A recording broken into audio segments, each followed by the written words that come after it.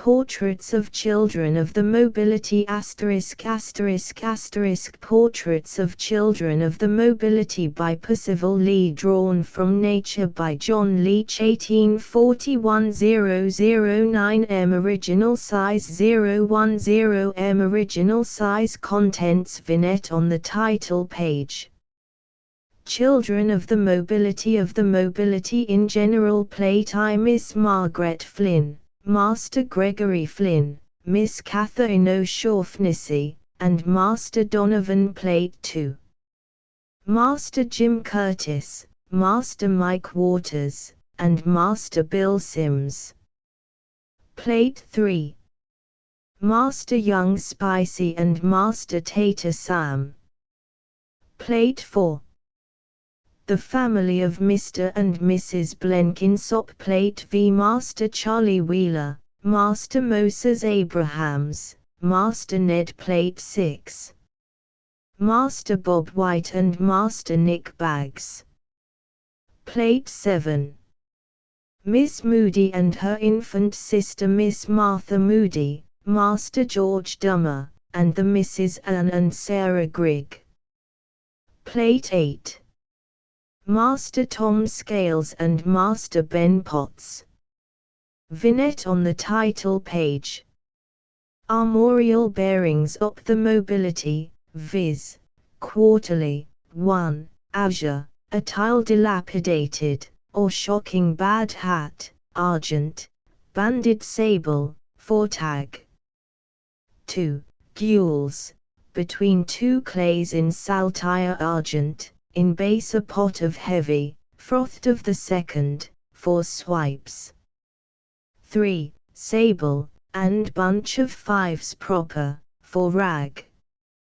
4, or, a neddy sable, passant, brownt, panniard proper, cabbaged and carrot. Gules, 4 bobtail. Motto. Kim Orp. Crest.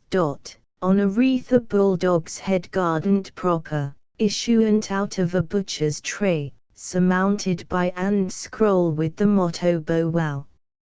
Children of the mobility in general. The mobility are a variety of the human race, otherwise designated, in polite society, as the lower orders, the inferior classes, the rabble, the populace, the vulgar, or the common people.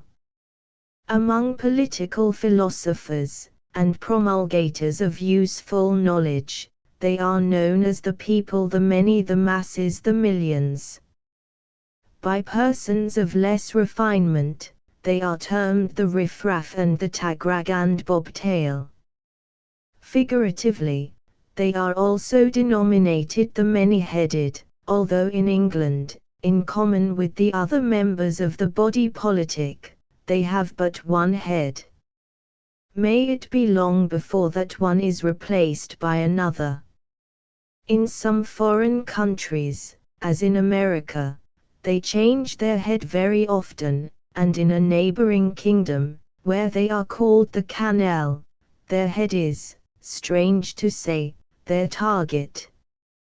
We write solely for the benefit of the superior classes, that is to say, of the nobility, gentry, clergy, and so many of the public in general as will condescend to patronize our work. These individuals, if we may so call them, inhabiting a different sphere from that of the mobility, are not, with the exception, of course, of the magistracy and the clergy, in the habit of meeting them. Some account, therefore, of this little-known class, introductory to an exhibition of their offspring, may be reasonably expected of us. Our gentle readers, we apprehend, have but little regarded the mobility in passing through our public thoroughfares. When employed in taking the air, they move in a loftier line than that of the pavement, and, occupied with the momentous cares of the Senate, the opera, and the ball, are too deeply absorbed in meditation to cast their eyes below. The mobility are the antipodes to the nobility, the one race of men being at the top of the world, the other at the bottom of it. The word mobility is said to be derived from the Latin term mobilis, fickle, or movable, as nobility is from nobilis, noble. But what can be more fickle than fashion, what more vulgar than constancy? The heads of society, too, are quite as movable as its tails.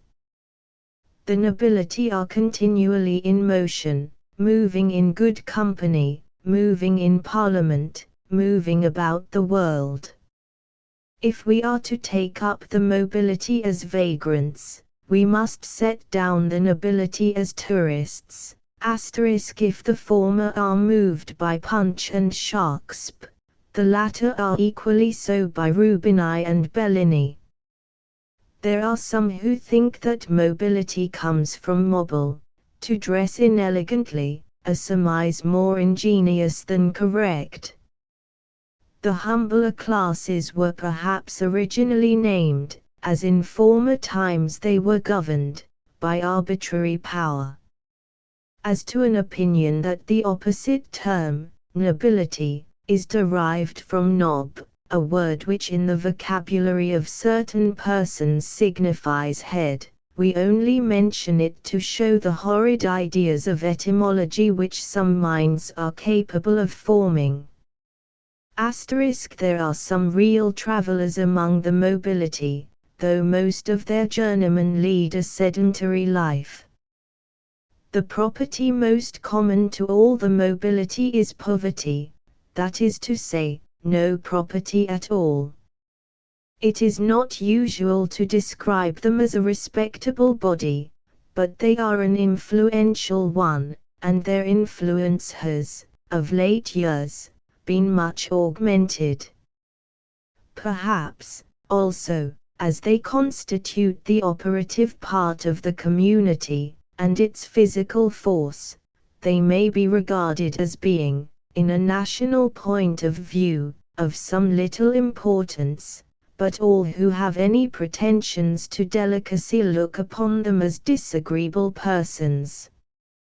Those of them who are, so to speak, at large, inhabit the huts and hovels of our villages, and the fearful dens in the less known and more unpleasant regions of our towns and cities. Here they are chiefly to be found, according to medical men and other adventurous travellers, in places analogous to those in which our wine is kept, and where our menials repose, the garrets and cellars. Many thousands of them are contained in ships and barracks, and also in penitentiaries, prisons, workhouses, and other places of punishment for indigence and dishonesty. The difference between the words mobility and nobility is merely a letter. So, between individuals belonging to the two classes, a single letter may constitute a distinction. There are some names peculiar to the nobility, and some to the mobility. Jenkins, for example, is one of the names of the mobility, but it assumes an aristocratic character by being spelled Jenkins. The addition of a letter, or the addition of one and the alteration of another, is sometimes necessary to effect this change. Thus, Brown and Smith are ennobled by being converted into Browns and Smythe. Persons who have acquired their property by dealing in cheese and so forth, are, some of them, aware of this fact, and hence it is that the butterfly state of a sugar baker is often denoted by such a transformation, and that Gubbinses and Chubbs enrich the aristocracy of Tooting. Castlemaine, Mortimer, Percy, Howard, Stanley, Vere and Cunnius, are well known as being among the names of the nobility. In like manner, Tup, Snooks, Pouch, Wiggins, Blogg, Scroggins, and Hogg are names characteristic of the mobility. Dobson, Jobson, and Timson are appellations of the same order. How shocking it would be to impose any one of them on the hero of a fashionable novel. Johnson may now, perhaps, be tolerated, but we think Johnston decidedly preferable. The names which the mobility derive from their sponsors may be Christian names, but some of them are, nevertheless, very shocking. No refined grammarian could venture to call them proper names, and to dream of disgracing escutcheon by them would horrify any one but a savage. The mind shrinks, so to speak, at the bare idea of such an association of names as Ebenezer Arlington, Jonathan Tollemache, Moses Montague, Jacob Manners, or Timothy Craven. An attempt to emulate the higher ranks in the choice of Christian names is sometimes made by the mobility, but their selection is chiefly confined to the theatrical or romantic species, as Oscar Pugsley, Wilhelmina Briggs, Orlando Bung, and the like. The mobility, moreover, have seldom more than two names, though some of them, under peculiar circumstances, assume several, pro tempore, with the intervention of an alias.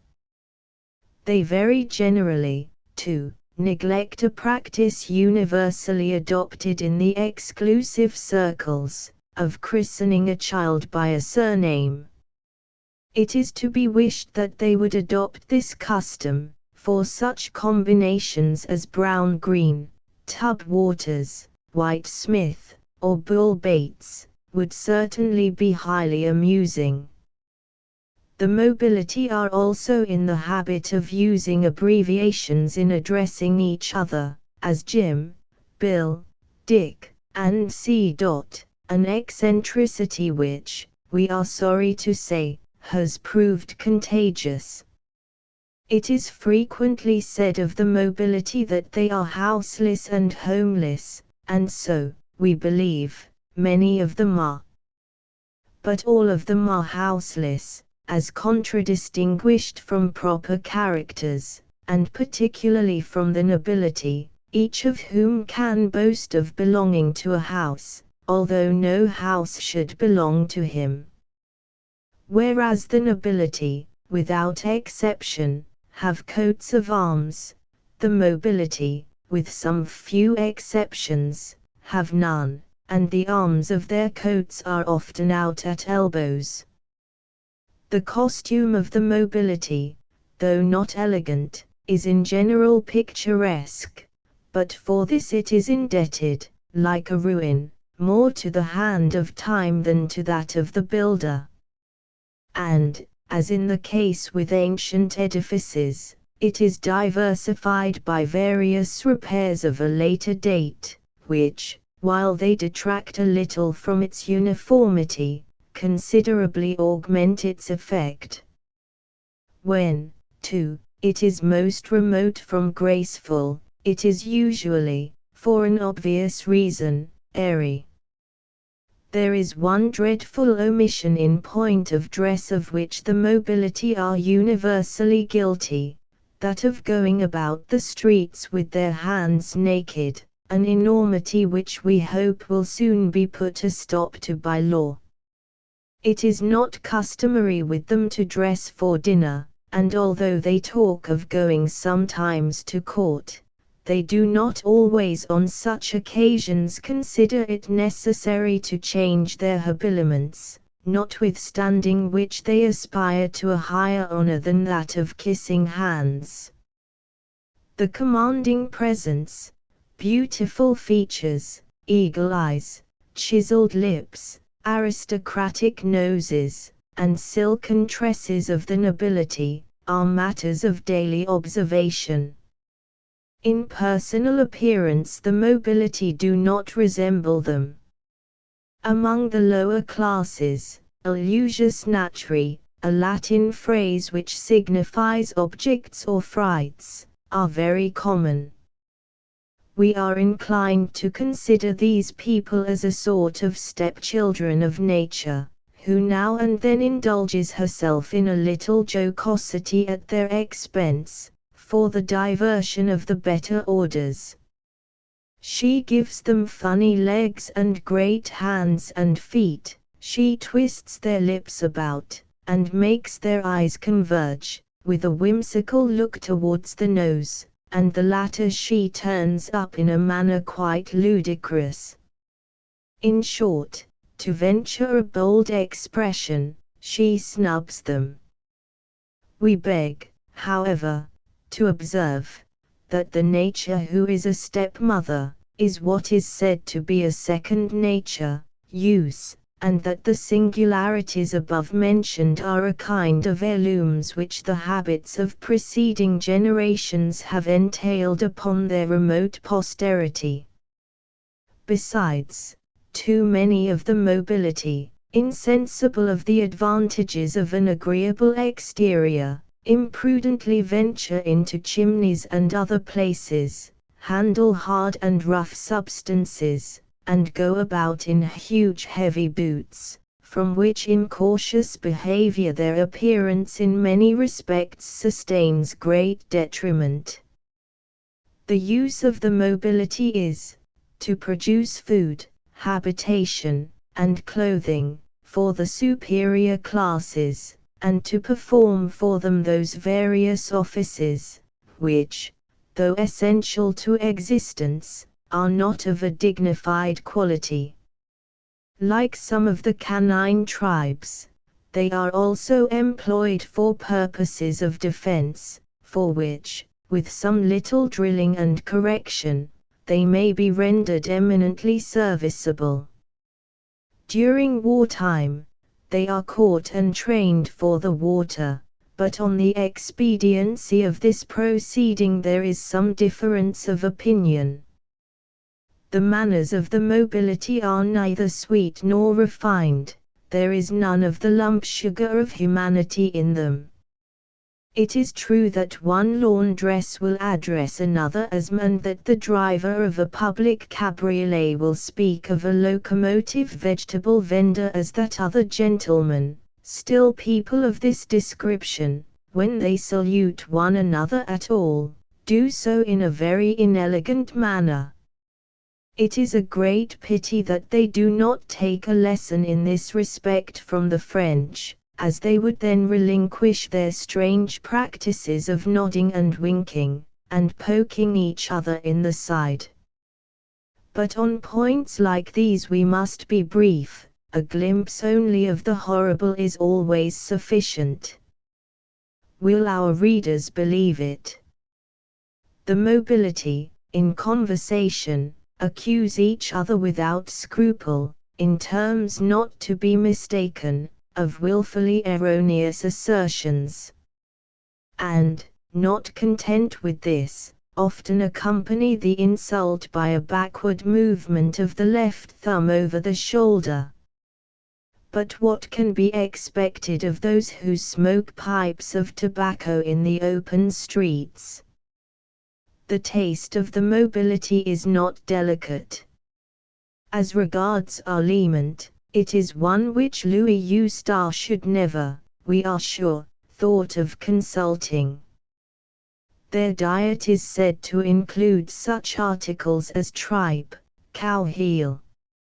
And see if anyone knows what those things are. Their literary appetite, that, at least, of those who can read, tends chiefly to certain publications which come out weekly, are mostly sold for the small charge of 1 penny, and are filled with vituperation of the higher orders. The mobility are also very fond of last dying speeches and confessions, indeed they regard all information, connected with the administration of the criminal law, with a peculiar interest. The mobility have various amusements, most of which are exceedingly low, and which have been in these enlightened times judiciously curtailed by the legislature. Indeed, they can scarcely indulge in any of them without impropriety, for they are supposed, during 6 days, to be continually occupied, and on the 7th to be enjoying, like the better classes, the sweets of domestic life. Instead of that, they go, on Sundays, to a public house, provided there may be no pecuniary obstacle to their doing so. There, it is said, they used to play at skittles, bowls, and 9 pins, in lieu of which, those games being now illegal on all but working days, they content themselves with getting inebriated. Occasionally, on evenings during the week, some of them repair to the theatres, where those of our readers who may chance to have honored the performances with their presence may have heard them, high aloft and far back, in a place allotted to them, making a noise. Their leisure, also, when they have any, is sometimes beguiled by dramatic and musical entertainments, paid for on the voluntary principle, and appropriately performed in the open air. These exhibitions are transferable from place to place, a very fortunate circumstance, as the crowds which collect to view them might otherwise incommode the higher orders, by obstructing their carriages. The mobility, in certain amusements of theirs, present a curious and humiliating parallel to those of a portion of the nobility. They are slightly addicted to games of chance, although instead of throwing dice, they usually toss pence, and for rouge et noy, engage in what is termed blind hookey. We could mention some persons who appear to have learned one of these delightful sports from them, we mean, the thimble rig. They are prone, too, in their way, to the pleasures of the field, for instance, the pursuit of the rat, which, although not a noble recreation, like the chase of the fox, is yet a species of hunting. The badger likewise contributes, occasionally, to their fund of harmless enjoyment. They do not, it is true, perform nocturnal gymnastics on knockers and bell wires, such presumption on their part being severely punishable, but it must be confessed that at an election or an illumination they evince a strong predilection for very similar exploits. The language of the mobility is very incorrect in point of grammar, and rather abounds in strong and forcible, than in soft and elegant terms. Perhaps, in treating of the children of the mobility more particularly, we shall unavoidably be forced to quote a little of it, but we shall be as chary as a poor law commissioner of what we put into their mouths, recollecting that those introduced by us are intended as companions to the children of the nobility. For, as the moralist informs us in the copybook, evil communications corrupt good manners. The children of the mobility are distinguished by a remarkable circumstance, at their very birth, from those of the nobility. The latter are said to enter the world with a certain silver implement in their mouths, at all events. They have one placed there so soon as almost to warrant the idea that it was really bestowed on them by nature. The former, on the contrary, are endowed with no such thing, and if they were, it would infallibly be transferred, with all possible expedition, to the hands of a particular relative. In short, it would be made a means of procuring the nutriment which a less costly article would serve as effectually to insert. Further, the children of the nobility, justly compared in various poetical effusions to delicate plants and tender flowers, are, with great propriety, reared in a nursery. But the children of the mobility, who are the subjects of no effusions but those of indignation at their appetite or their cries, vegetate, many of them, like kitchen stuff, in the open air, and are never grown, if under shelter at all, in any place resembling a hot house. It is, perhaps, to the supply of moisture which, in consequence of their exposure, they receive, that their preservation is owing, for we might otherwise reasonably question how they are induced to live. The children of the mobility are not, in early infancy, interesting creatures. They are invested with none of those angelic attributes so peculiar to the aristocratic babe. It will be well, therefore, to pass over this period of their lives, and to consider them as they exhibit themselves, at a somewhat more advanced age, in the streets. Those talented artists who have so laudably devoted their lofty energies to the delineation of the youthful forms of the children of the nobility, have correctly represented them as replete, in all their actions, with elegance.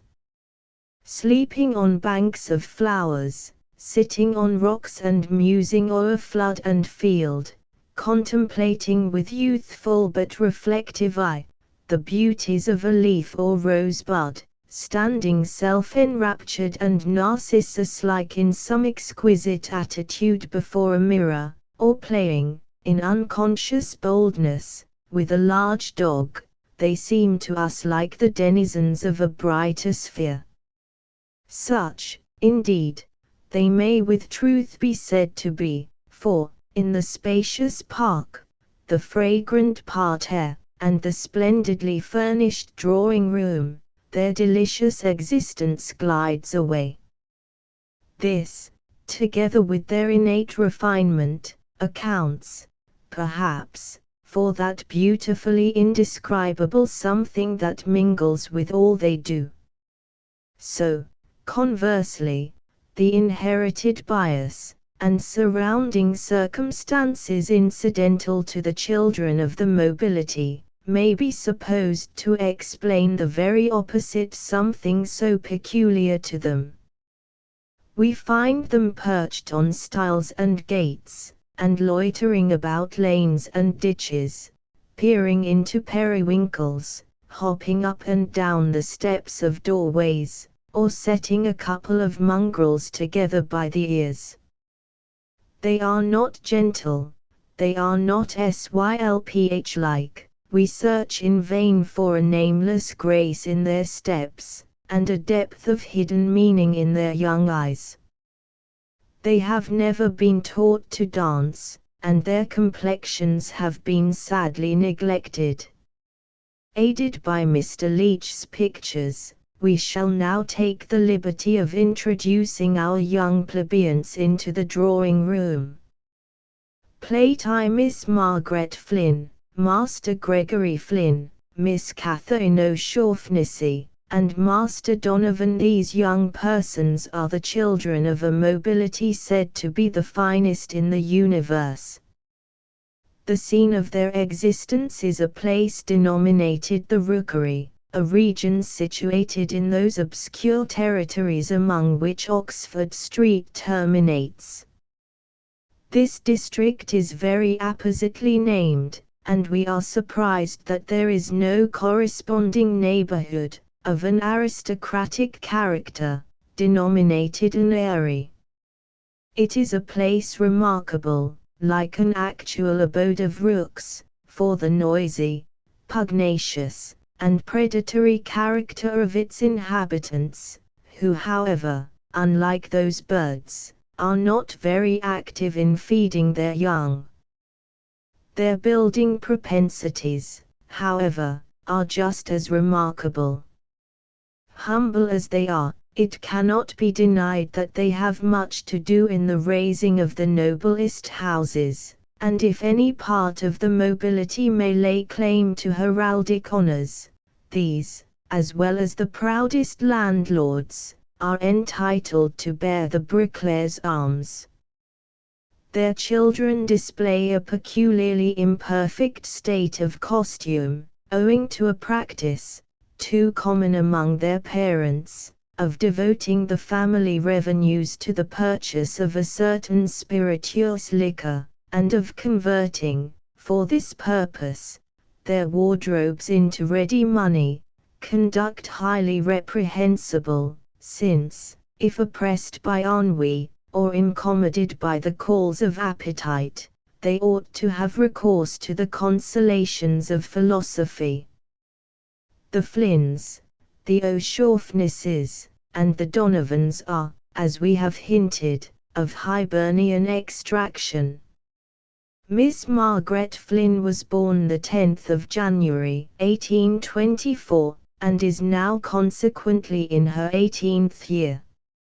Her brother, Master Gregory Flynn, is in his 9th. His birth took place on the 28th of December, 1832. They are the sole remaining issue of Cornelius and Mary Flynn, the remainder of whose family, amounting to 10, all died in their infancy, with the exception of their 6th son, Michael Flynn, whose afflicting death at the age of 5, in St. Bartholomew's Hospital, in consequence of his clothes catching fire, was lately recorded in the journals. Miss Catherine O'Shaughnessy, born the 10th of June, 1834, is the eldest of the 7 children, the remainder of whom are males, of Judith and Terence O'Shaughnessy. It will be recollected that the late Mr. O'Shaughnessy was killed in scaling a chimney. Master Patrick Donovan is virtually an orphan, his parents, Jane and Peter Donovan, being necessitated, from some mistake with respect to property, to pass their existence in exile. He was born the 18th of March, 1830. The sensitive mind is condemned to meet with some things in this sublunary scene which are cruelly harrowing to its delicate susceptibilities. We intimated, a little above, that the children of the nobility, generally, have no pretensions to beauty. There is no rule, however, without an exception, and Miss Margaret Flynn is an exception here. Her mild dewy eyes, of a bright lustrous grey, softly shaded by her dark and penciled brows, her small and exquisitely formed nose, her sweet lips, well-turned chin, graceful neck, lovely complexion, and almost perfect figure, form a tout ensemble decidedly prepossessing. Now is it not distressing to see such charms in so uncultivated a state? Who does not breathe an anxious wish that a wreath of roses should encircle that brow, that gems should deck those petites oreilles, that the gentle coercion of the corset should add the one thing wanting to that admirable but untutored waist? And then those feet, now so disgraced, would we could see thee, fair child of the nobility, arrayed in hues of beauty by the hand of fashion, and irradiating with the beams of thy loveliness the circles of Tun. But it may not be. The decrees of destiny are inscrutable, and we weep in there are few, we apprehend, to whom the following beautiful lines are not familiar. The minstrel boy to the war is gone, in the ranks of death you'll find him, his father's sword he has girded on, and his wild harp slung behind him. Now, girding on, or putting on their father's things, appears to be a national peculiarity of the minstrel boy's young countrymen. So, at least, it would seem from the coat of Master Gregory Flynn, though it is very possible that the said vestment may properly belong to some other young gentleman's papa. Our readers may, perhaps, have read of a set of people called socialists, whose chief characteristic is a community of property, and of almost everything else, and who, besides, live huddled together in colonies, and are not very scrupulous in their behavior. This description applies so closely to the rookery, that we cannot but think that it is actually one of these people's establishments.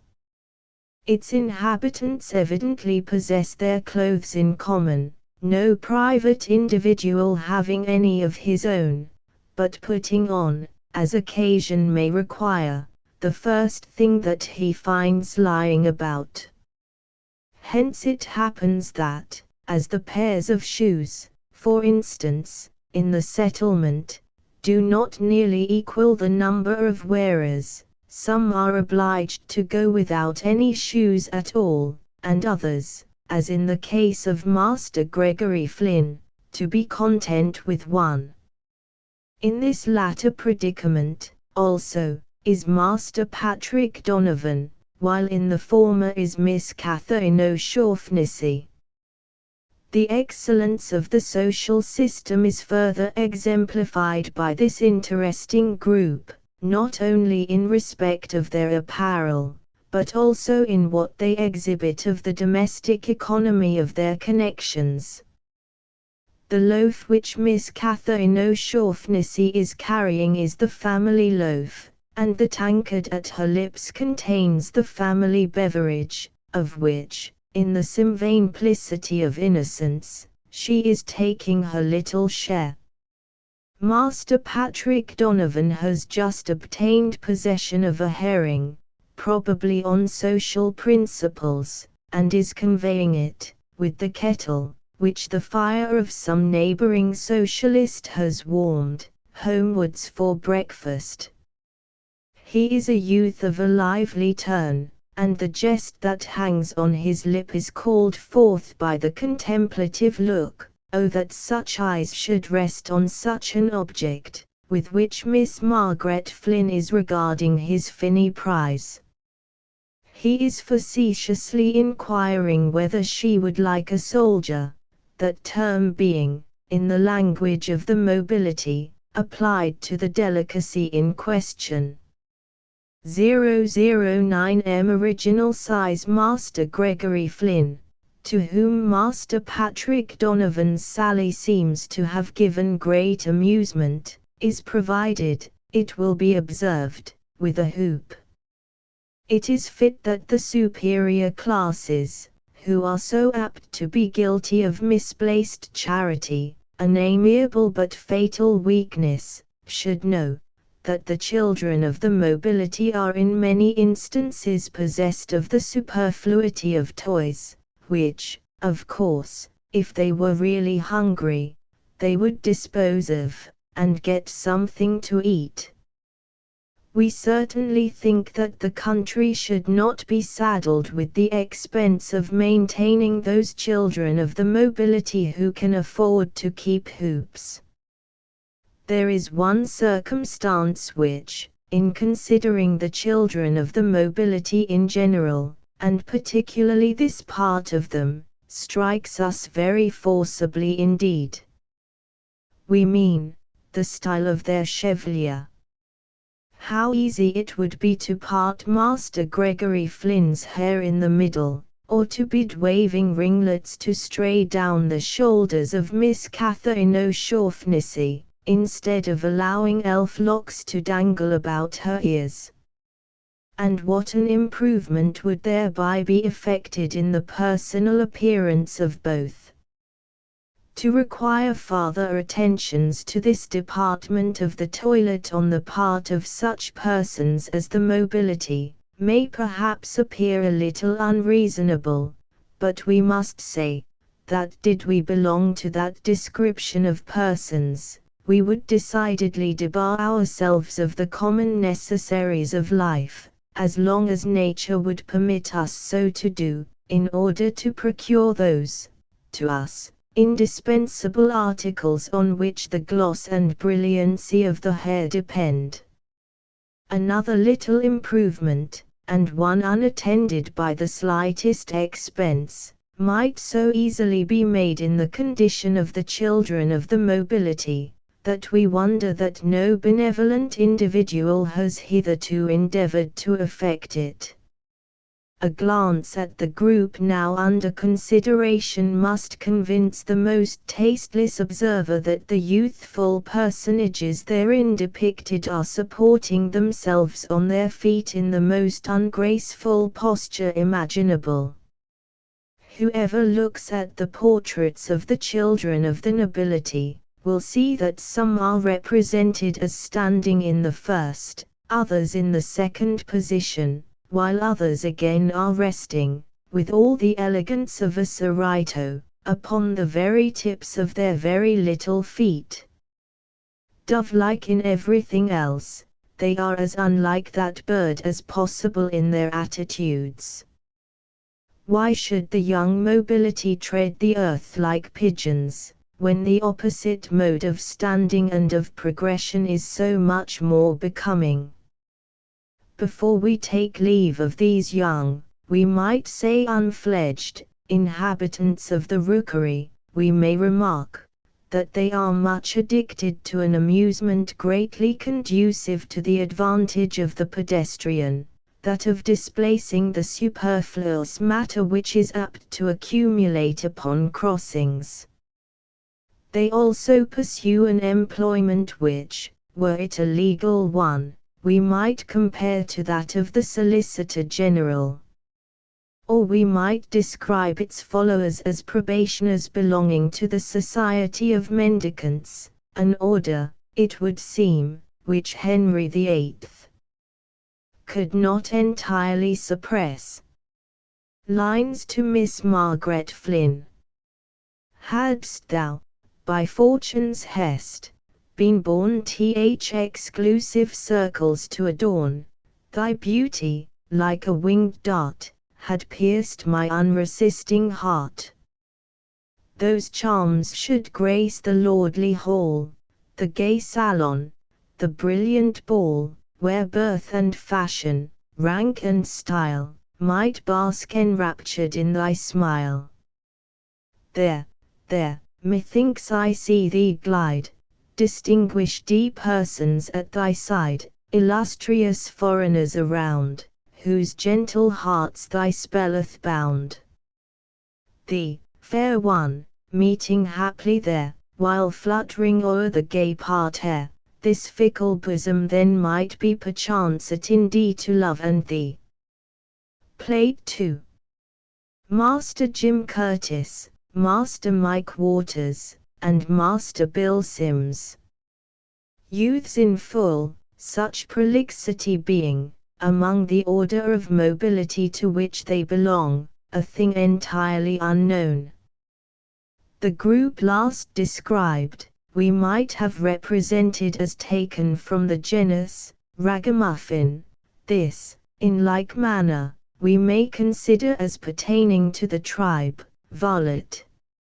Masters Curtis, Waters, and Sims, are members of that numerous republic of boys frequenting, like the canine race. Indeed, it is not unusual to hear them described as young dogs, all manner of public walks, squares, streets, and alleys.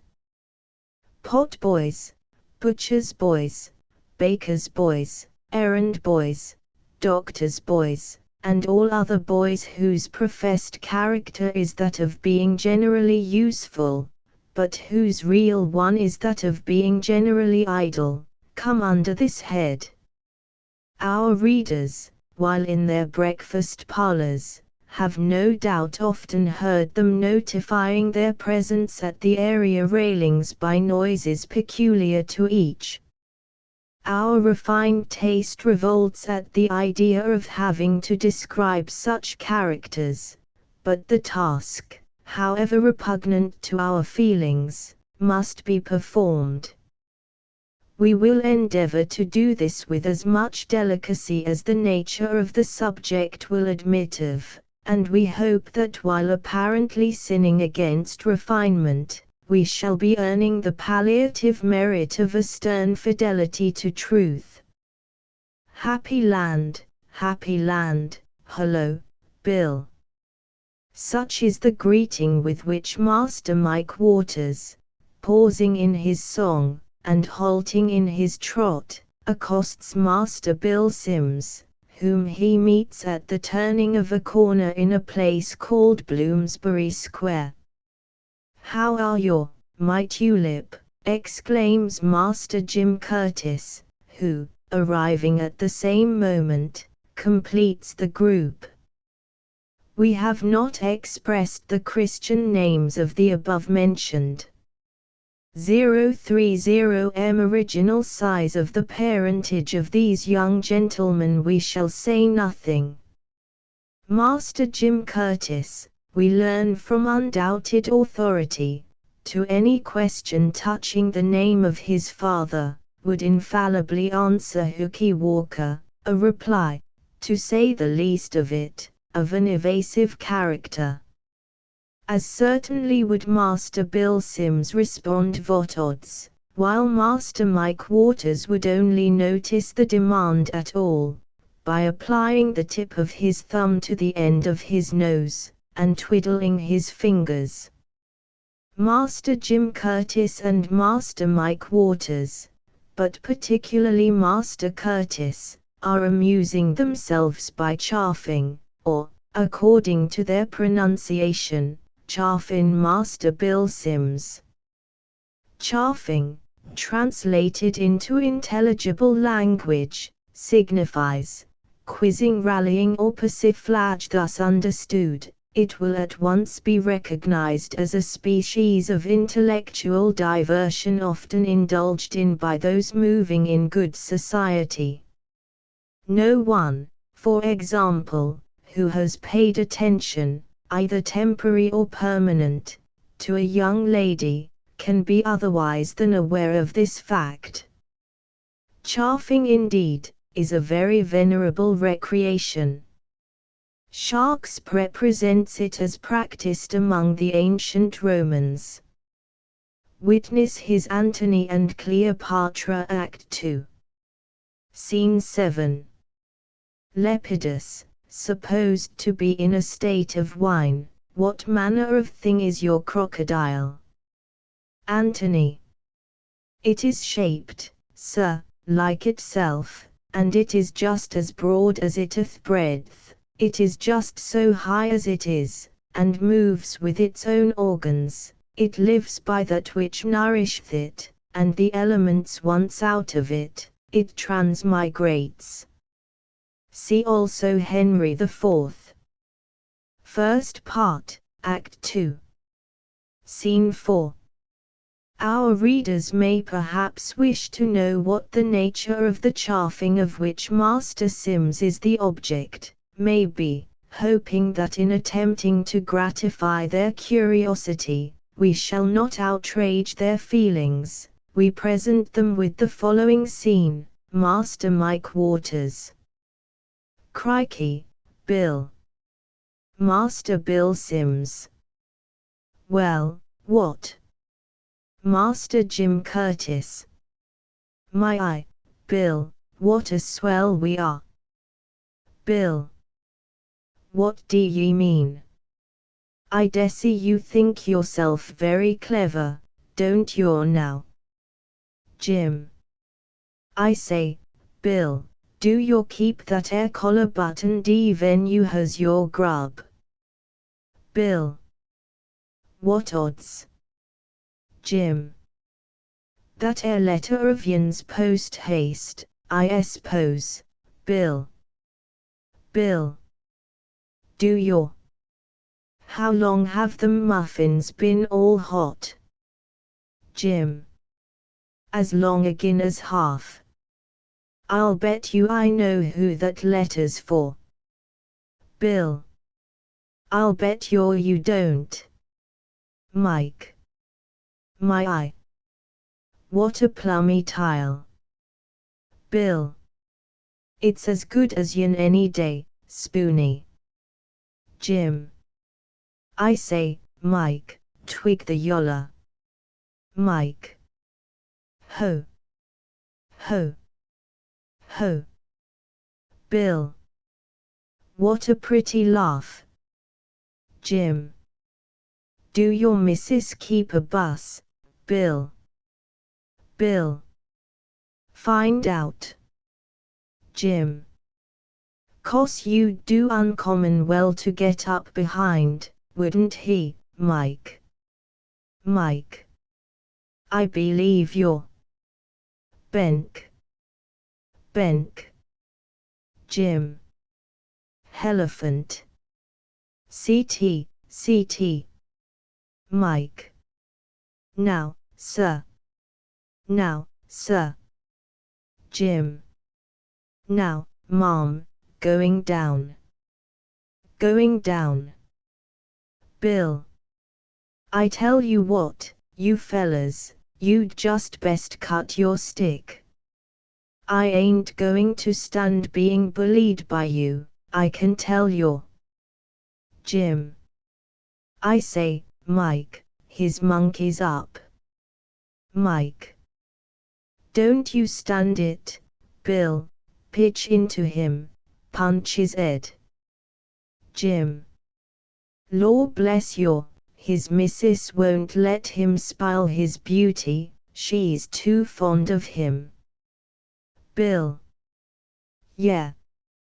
You great fool. You've got enough to do to mind your own business. There's them people at 24A waiting for you. Won't you catch it, that's all. Jim. See any green, Bill? Good be ye. Mike. Never you mind, Bill, good be ye, happy land. Happy land. And see, Master Jim Curtis is one of those youths whose office it is to supply the tea tables of the higher classes with muffins and crumpets, nominally all hot, but really, owing to the colloquial propensities of the bearers, in general not at all hot. Among his compeers he is considered a peculiarly accomplished lad.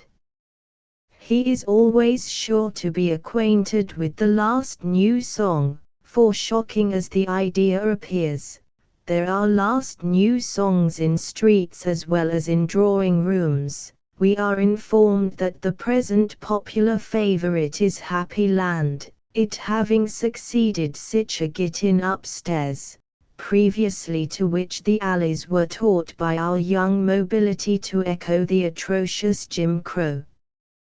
These various airs Master Jim Curtis is also in the habit of whistling as he runs along, his execution being characterized by great power, particularly in the higher notes, though his compass, perhaps, is not very extended.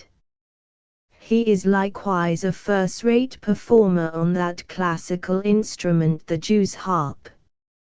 In all those various games of skill which consist in tossing coins and buttons about in gutters, his attainments are unrivaled, and he is equally expert at the pastime called leapfrog and similar gymnastic exercises. Genius, it is said, is shown in striking out new paths, and Master Curtis, in the language of his acquaintance, is an out-and-outer, a low term for a person of talent, at striking out a slide. In a general way, so remarkable is his intellectual acumen, that he is said by all who know him to be perpetually, we cannot avoid the phrase, wide awake. In disposition he has somewhat of a satirical turn, and his caustic powers are not only evinced in chaffing his equals, but also, whenever an opportunity occurs, at the expense of his superiors. Master Mike Waters is connected with the press, in the capacity of an acting distributor of diurnal literature. He is a cultivator, to a certain extent, of those elegant pursuits in which Master Curtis has made such striking progress. His natural endowments, indeed, are not of so brilliant a class as those of the latter. As a vocalist, for instance, he does not rise much above mediocrity, his notion of a tune being generally not quite perfect, and his memory seldom serving to retain more than the first line of a song. He appears, however, to be very diligent in his musical studies, and what he does know, is almost continually in his mouth. There is, too, one particular science for which he certainly has a decided taste, namely, natural philosophy, and he may frequently be seen on a day fit for the purpose, that is, on a wet one, performing pneumatic experiments on loose stones and cellar plates. Of the nature of these experiments it may be necessary that we should give a brief description. Their object is to elevate the paving stones or plates from the situation which they occupy, and is thus effected. A disc of leather is procured, and to its center is fixed a strong piece of cord or string of about a yard in length. The leather, having been deposited at the side of the curbstone, a sufficient time to effect its perfect saturation with moisture, is applied, in its wet state, to the body intended to be raised, and trodden flat on its surface. The experimenter, then, pressing down the circumference of the leather with his feet, a process requiring peculiar dexterity, raises the center of it by means of the piece of string. A vacuum is thus produced between the leather and the stone, and the pressure of the atmosphere retains them, with considerable power, in contact. By repeated efforts the stone is at length loosened, and at last, sometimes, actually displaced. This scientific recreation is now and then suppressed by the hand of authority, and certainly, were it ever practiced in a fashionable neighborhood, the interference of the executive would be necessary, as, for obvious reasons, it is highly detrimental to the show. To return, however, to Master Waters. Notwithstanding the moderate nature of his abilities and acquirements, he occupies a respectable place in the esteem of his associates, as there is scarcely any matter of amusement which he is not ready to promote, and in which he is unable to share.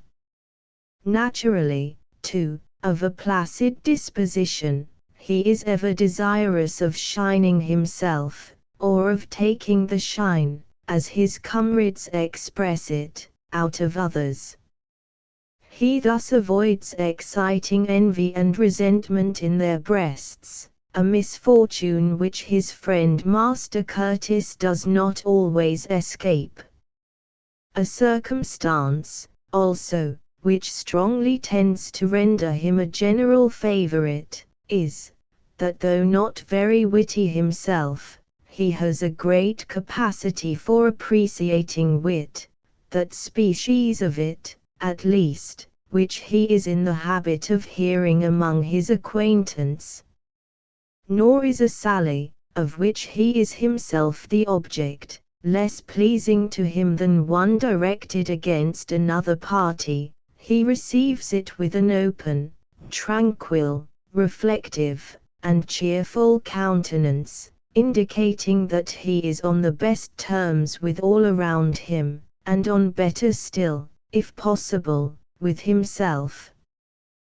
There is one peculiarity in his disposition which must not be forgotten: he is a youth of a very large appetite.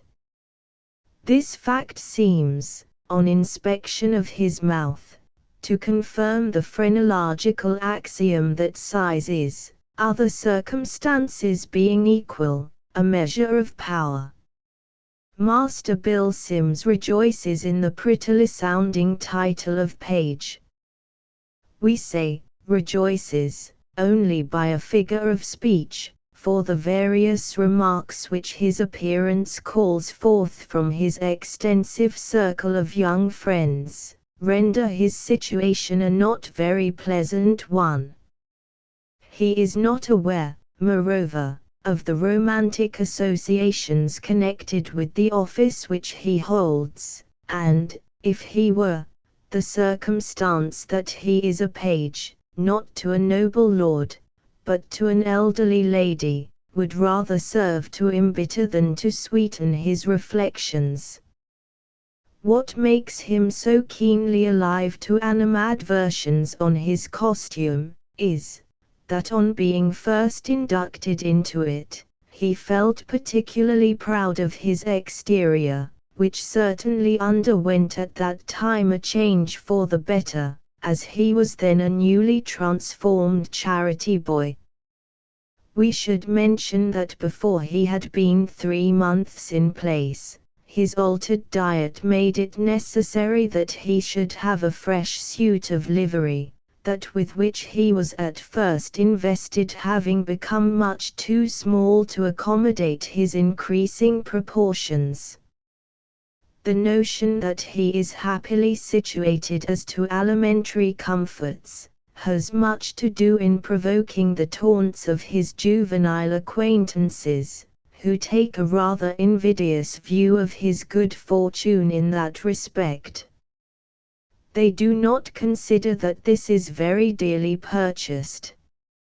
Master Sims being forced to forego, almost entirely, all those little gratifications in which they, during their leisure hours, can indulge without limitation.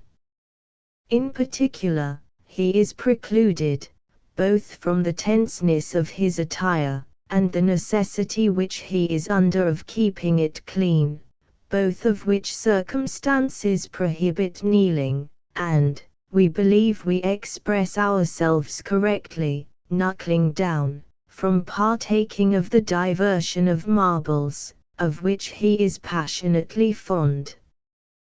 We have now a few observations to make, generally, on that particular set of the children of the mobility with which Masters Curtis, Waters, and Sims are connected, which may tend, perhaps, to place the characters of those young gentlemen in a clearer light, though we fear that many fine minds have been already sufficiently tried by the picture which we have drawn.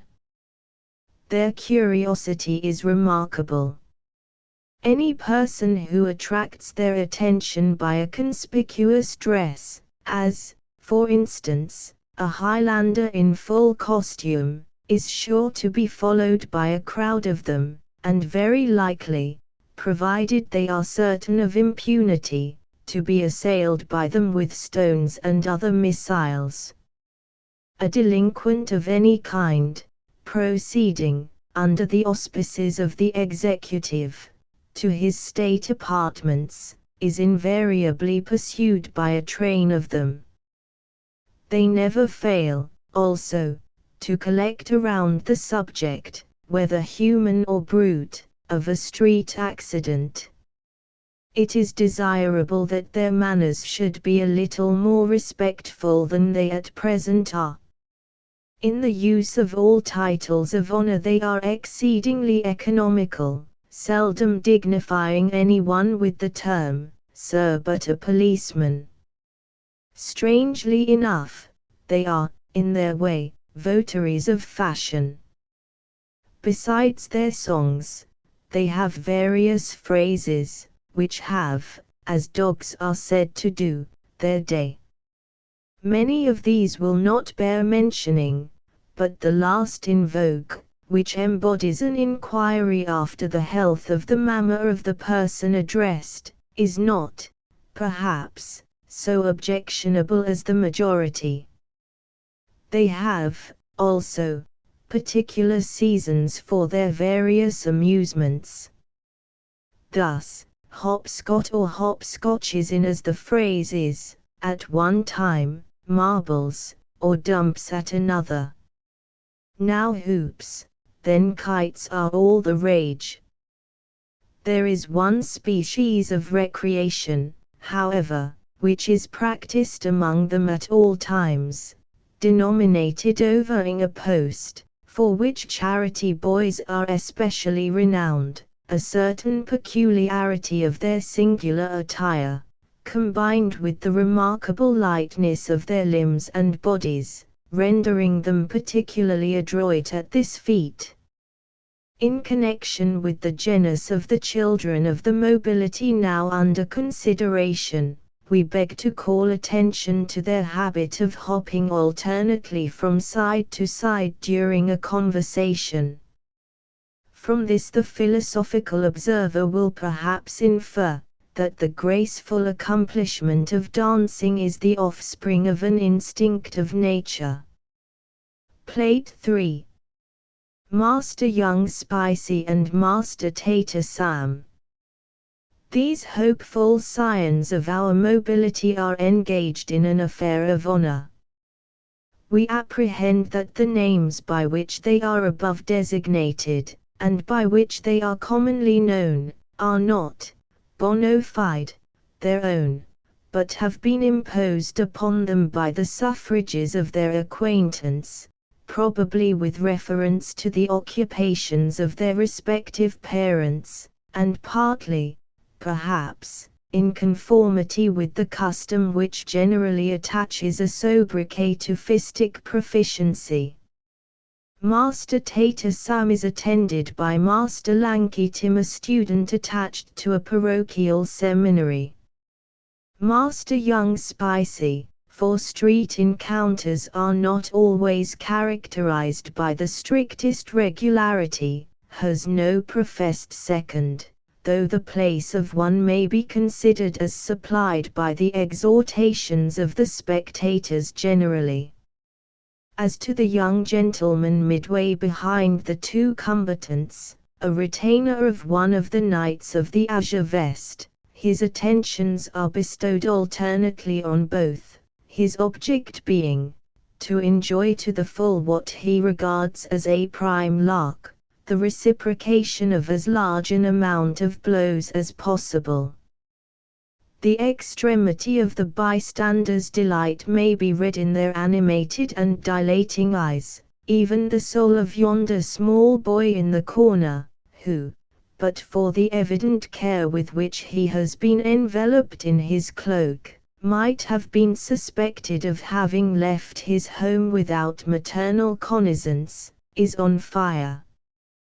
The contrast presented by the vivacious ardor of the juvenile group to the subdued complacency with which the approving elders overlook the scene, is as interesting as it is remarkable. 040M original size. The hostile encounter may be supposed to have originated, and to proceed in the following manner. The parties are at first engaged in that particular game at marbles technically termed shoot ring. Tater. Now then, Spicy, knuckle down, fend dribbling. Spicy. Come, then, stand out of the sunshine. Tater. In. 3 Clayus and a alley. Game. Hooray. Spicy. Oh I dare say. It's no go, play again. Tater. No, it's my game. Spicy. I say TNT. Tater. I say tease. Spicy. A story. Tater. Another. Spicy. Come, give me my alley, will you? Tater. No, I shan't. Spicy. Won't you though? Tater. No, I won't, Frizzlewig. Spicy. Won't you, Puggy Nose? Come, I say, leave go. Here a scuffle ensues. Tater. Don't you wish you may get it? Spicy. A strong fella, aren't you? Tater. Do you think I'm afeard o' you? Spicy. Do you think I'm afeard o' you then? Tater. Ah. Just you hit me. Spicy. You hit me first, that's all. Tater. Well, there then. Spicy. Here's at your. The contest now commences. Cries of hello. Here's a mill.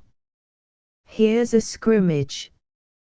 A battle, tween two sticks and a rotten apple. And see from various quarters. A ring formed. Butcher boy. Now then. Fair play. Fair play. Go it. A boy.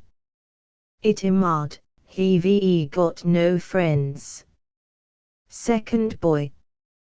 Give it him, Spicy. It him a peg in the mouth. Third boy. At him, Tater. Charity boy. Fetch him a wipe tween the haze. Butcher boy. Well done, little UN, great UN's biggest. First boy. Well done, Tater. My eye what a whop. Second boy. Bravo. Spicy. Had him there. Hackney coachman. A nasty van, that air. Cabman. Rather. Charity boy. Go in at him, Tater, that's it. The combatants close and wrestle.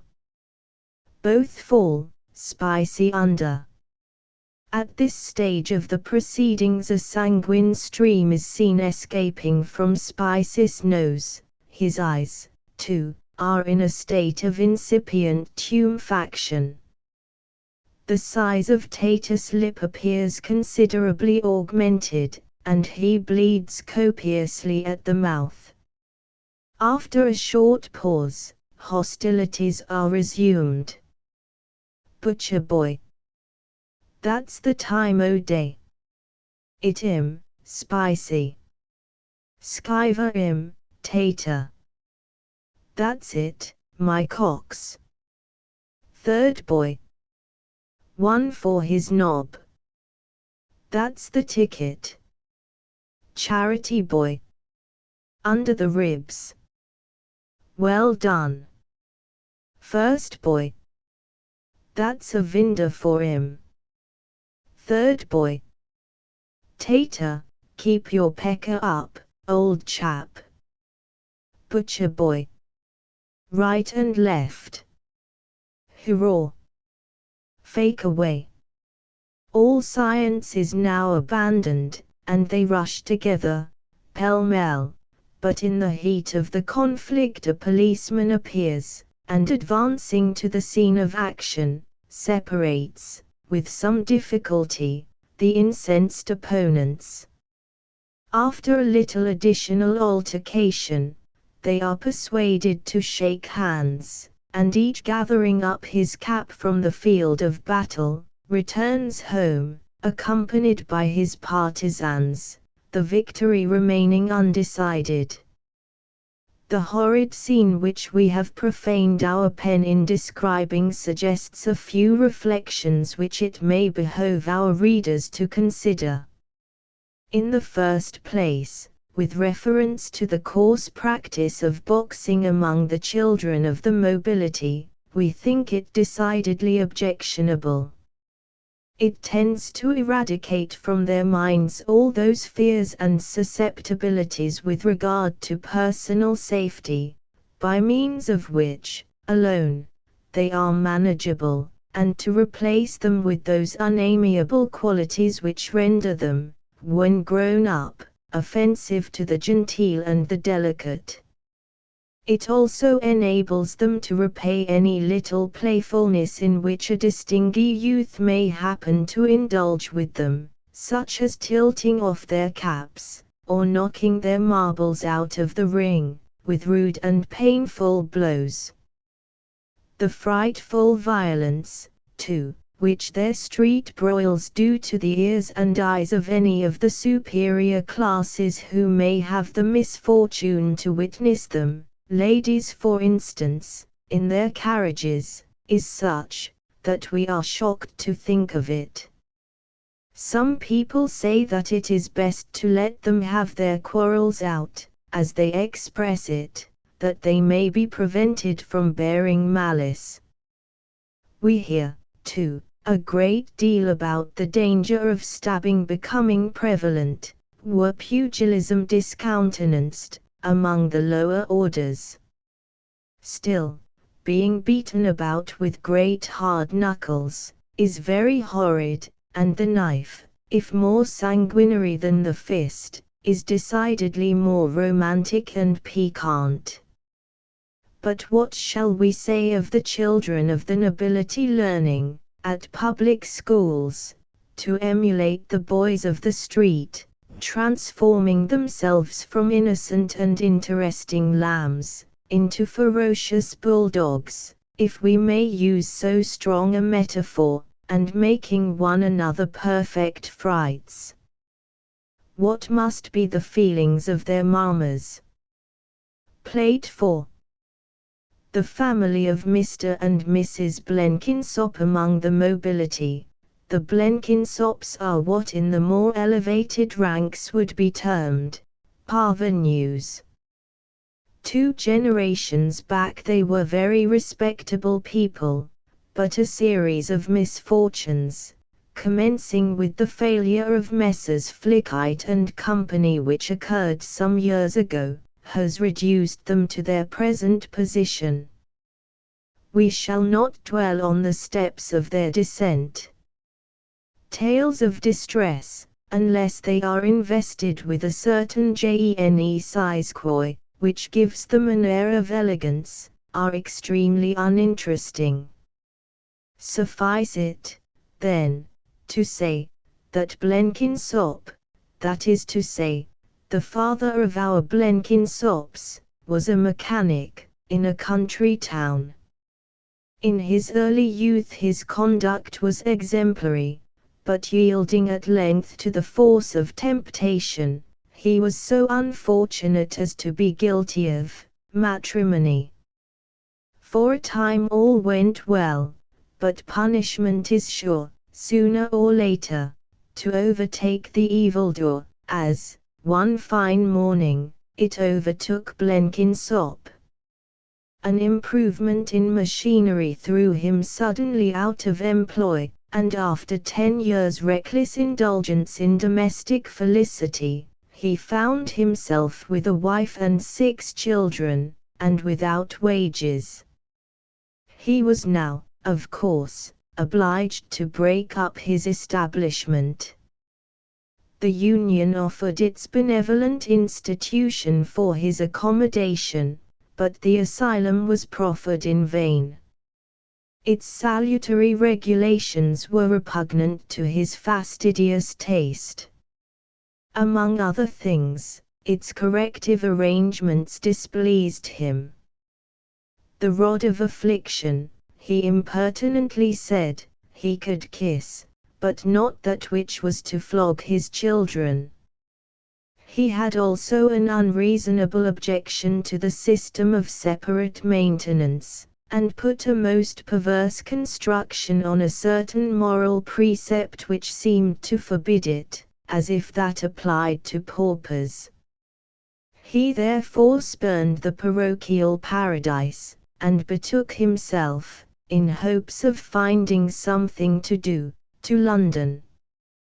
The only piece of good fortune that befell him there was, that the smallpox provided for 3 of his family. The same complaint, too, affecting the eyes of his wife, but we are violating the principle which we have prescribed to ourselves. Let us be brief.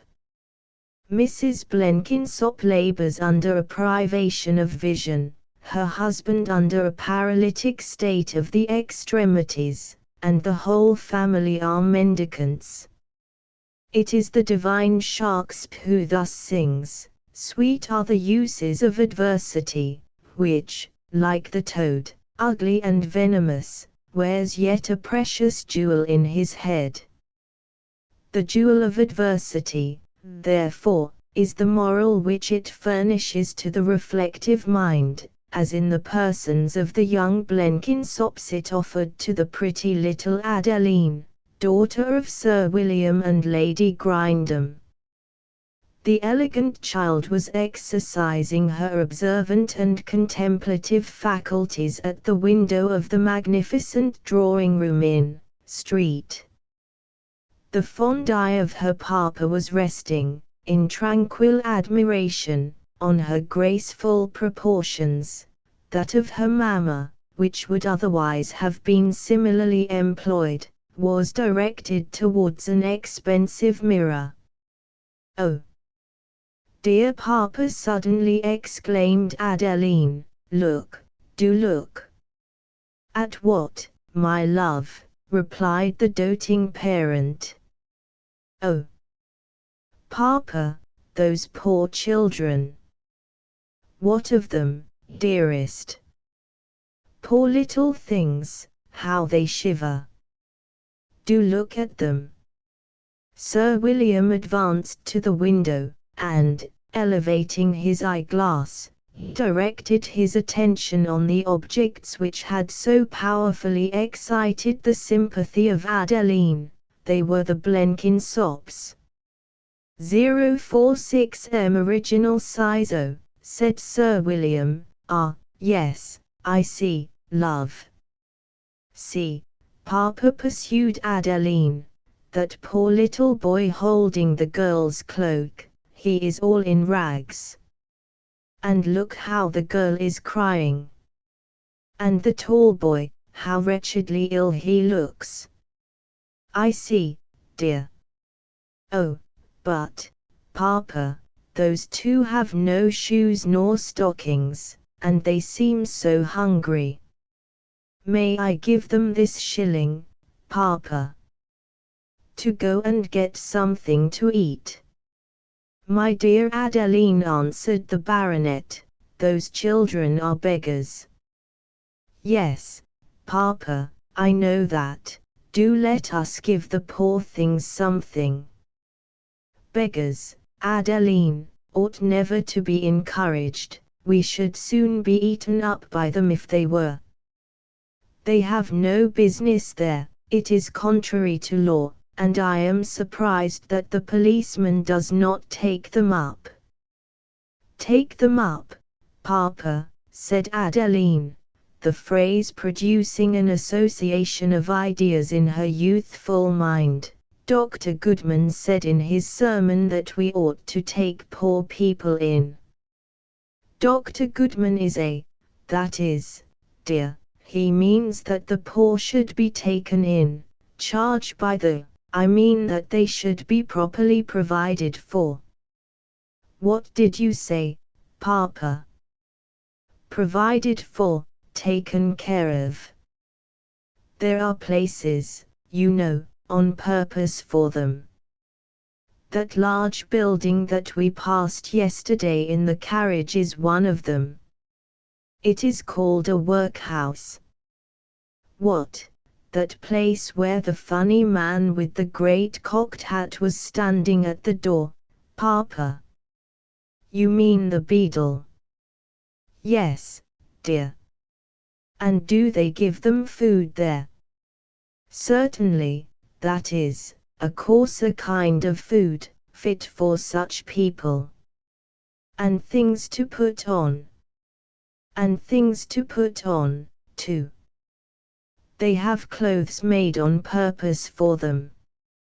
That man that you saw sweeping in front of the house was wearing a suit. But what a fright he was, Papa! He looked as if he had been dressed up to be laughed at. I should not like to be dressed so if I were a man.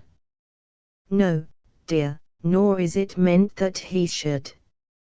It would never do to make a workhouse too delightful, for one great use of such places is to prevent people from becoming poor, just as houses of correction are intended to keep them from turning thieves. So the persons who go into one are not dressed and fed, and otherwise treated, so as to make their situation at all enviable. The consequence is, that those who know what they have to expect in such an asylum, learn not to be extravagant and careless, for fear they should become poor themselves. But can all people help being poor, Papa? Most of them, my love, and those who cannot, can't be helped. But those poor children, Papa, why don't they go into the workhouse? Why, perhaps, they prefer remaining where they are. To be sure, they ought not be allowed to do so. Still, however, they are of some use. Everything has its use, you know, Adeline. Sir William was connected with the Society for the Diffusion of Useful Knowledge. But what use are beggars of, Papa? Demanded Adeline, when they do not work. Do you not recollect, dear, responded Sir William, what Farmer Gibbs puts up in his cornfields just after they have been sown? Yes, Papa, he fixes one of those great birds, those rooks, to a stick, to frighten the other rooks away from coming and eating the wheat. Just so, my love. Well, many years ago, before you were born, a man who had been guilty of highway robbery or other very bad things, used to be dealt with much in the same way, that is, he was hung up on a tree in chains, after he was dead, for a warning to other thieves. Oh, Papa! How dreadful! Yes, my love, it was very unpleasant, and, besides, as the man could no longer feel, it was no punishment to him, and so, you know, the example was in a great measure lost. When bad people see other bad people suffering for what they have done, that it is that terrifies them. Now when you see a beggar in the streets, all cold and naked and uncomfortable, what do you say? I say, poor man! How I wish I could relieve you! Well, dearest, it is always proper to be kind, and all that, but what you ought to say, too, is, how glad I am that I am so well off, and have a nice house and good clothes, and plenty to eat and drink, and how dreadful it must be to stand shivering in the snow without any shoes, selling Congreve matches. I will take care to keep all the money I get, and not to spend it like an extravagant little girl, for fear one of these days, I should come to be like that person.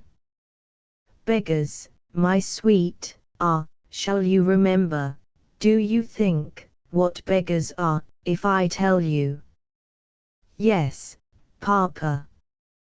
Beggars, Adeline, are living scarecrows. Thoughts on a juvenile mendicant by a lady of fashion. Alas! I faint, I sink, I fall, I some fragrant odour quickly bring. What could thy bosom thus appall? Dost ask, behold yon little thing. Art thou a father's darling joy? Art thou a tender mother's hope? If so, oh how, my little boy, how are they circumstanced for soap? Thy hands, thy face, in what a state? In what a shocking plight thy head? Oh! Cease my nerves to lacerate imagination, demon dread. Cease to suggest that zephyrs mild mid these luxuriant tresses straying, have met, perchance, that horrid child, and with its tangled locks been playing. Away, distracting thought, away, that e'en these fingers fair might close on some infected coin, which may have haply passed through hands like those. Augustus Montague Fitzroy, illustrious infant. Can it be that such an object of a boy, is made of flesh and blood like thee? Plate v. Master Charlie Wheeler, Master Moses Abrahams, Master Ned Crisp, Master Dick Muggins, and Master Joe Smart. No, no, Moses, old birds aren't to be caught with chaff. The speaker, Master Joe Smart, means that young tigers are not to be caught with coconuts, particularly those which have been tapped at the monkey's nose and of which the fluid contents have been replaced by water. Such a coconut is Master Moses Abrahams endeavoring to dispose of, but he is regarded by the group around him with eyes of jealousy, from which, however, according to their proprietors, the hue so characteristic of that passion is peculiarly absent. He is, therefore, unable, as we should say, to sell his fruit, or, as his companions would express themselves, to sell them. To no purpose does he pledge the immortal part of him as an assurance that his commodities have not been tampered with. They have no confidence in the security. Some little doubt, perhaps, may be entertained with respect to the propriety of classing Master Abrahams with the children of the nobility, he belonging, in a more especial manner, to the children of Israel. His habits, manners, education, language, and dress, clearly warrant us in so disposing of him, although, on the one hand, we have placed him where his company may be scarcely considered an honor, and, on the other, his peculiar connections, though celebrated, in one sense of the word, for taking everybody in, are reputed to be of an exclusive character. Those who know anything of the nobility are aware that one very frequent expression of theirs, indicating a desire to occupy the station of such and such a person, is, "I wish I was in his shoes." Now Master Moses, and his case is a common one with his tribe, is in the boots, at least, of one of the superior classes, nay, it is questionable whether the same thing may not also with justice be asserted of the remainder of his costume. 054M original size. We intimated that Master Joe Smart is what is vernacularly termed a tiger, and he is sharp enough, were he a child of an order higher than the mobility, for a lion. His jacket has no stripes upon it, certainly, which perhaps, at times, at least, it deserves to have, but his waistcoat has. He belongs to a menagerie, consisting chiefly of individuals of the equine and canine species. It will be seen at a glance what striking advantages our young tiger has derived from his contact with aristocracy. His attitude, gestures, and expression of countenance indicate a knowledge of the world and of the usages of society much beyond that of his comrades, and although it is undoubtedly very improper to smoke cigars, as he is doing, yet there is a certain air of committing an offense, which greatly palliates its enormity, and such an air he displays. A cigar, too, is infinitely preferable to a nasty pipe. He is moreover wearing what we at once recognize as a hat, coat, intervening garments, and boots, whereas rude imitations of these articles of attire are all that most children of the mobility appear in. The cultivation which his intellectual faculties have received, has given him a vast superiority over his acquaintance. None of them dare, we have already explained the word, to chaff him. His felicity of expression, particularly as regards terms of raillery, would render the contest hopeless, even if the aggressor were not, at the first onset, disarmed by his speaking eye. We mean, his left eye, which he causes to speak very eloquently on proper occasions, by closing it in a peculiar manner. The best place for the social education of youth is the drawing room. Plate 6. Master Bob White and Master Nick Baggs. 058M original size. Behold those two chimney sweeps, glance at their attire and their complexions, and think for one moment of the state of the thermometer. Who does not remember, among the legends of his earlier days, a pathetic but harrowing story of an interesting child who was stolen, in a highly fashionable neighborhood, from under the maternal roof, and subsequently brought up by his kidnappers to the sooty employment of Masters White and Baggs. The touching conclusion of the tale, where the young gentleman comes at last to sweep his own mamma's chimney, has beguiled many a fair eye of a pearl or two.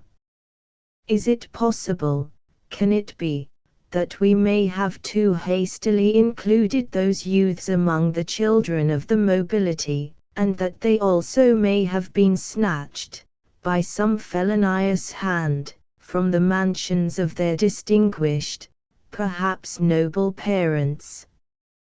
Can we have unwittingly indulged in a smile at aristocratic misfortune? No, no, away with such a fear. Instinct, as unerring as that which at once enabled the tender mother to recognize her disguised cherub, would have revealed to us luster of birth in spite of obscurity of skin. Whatever may be the similarity of their external circumstances, there is always an essential difference, which we feel to ourselves we can instantly detect, between patricians and plebeians, Colmandelays and chummies. The following piece of impassioned poesy, forming the thoughts of a young gentleman suggested by their situation and appearance, may not be unacceptable to our feeling readers. Ye sable youths, ye reck not how sweet and sad a train of thoughts which I can check not, ye rouse within my brain. Sweep on, and join the light ones, yet no, a moment stay, I would not have that bright one's fair image swept away. Oh, do not look so darkling. The sight I cannot bear, methinks I see them sparkling those eyes. That raven hair. And are ye childy and frozen? Alas! And so am I, and she, my loved, my chosen, congeals me with her eye. Gaze not, with orbs of sadness, on nature's mantle white, her heart, oh! Thought of madness, is just as cold and bright. That bell, oh! Mournful token, ye vainly seek to ring, for the link is broken, frail, fickle, faithless thing. And you and I, deceived ones, what waits us here below, but sighing, like bereaved ones, to murmur Herb Sago. Plate 7. Miss Moody and her infant sister Miss Martha Moody, Master George Dummer, and the Misses Anne and Sarah Grigg. 062M Original size. The juvenile personages above enumerated are represented as they appeared in the Hampstead Road, when, on a late occasion, they honored the performance of the young Italian instrumentalist, Carlo Dentixi, with their presence.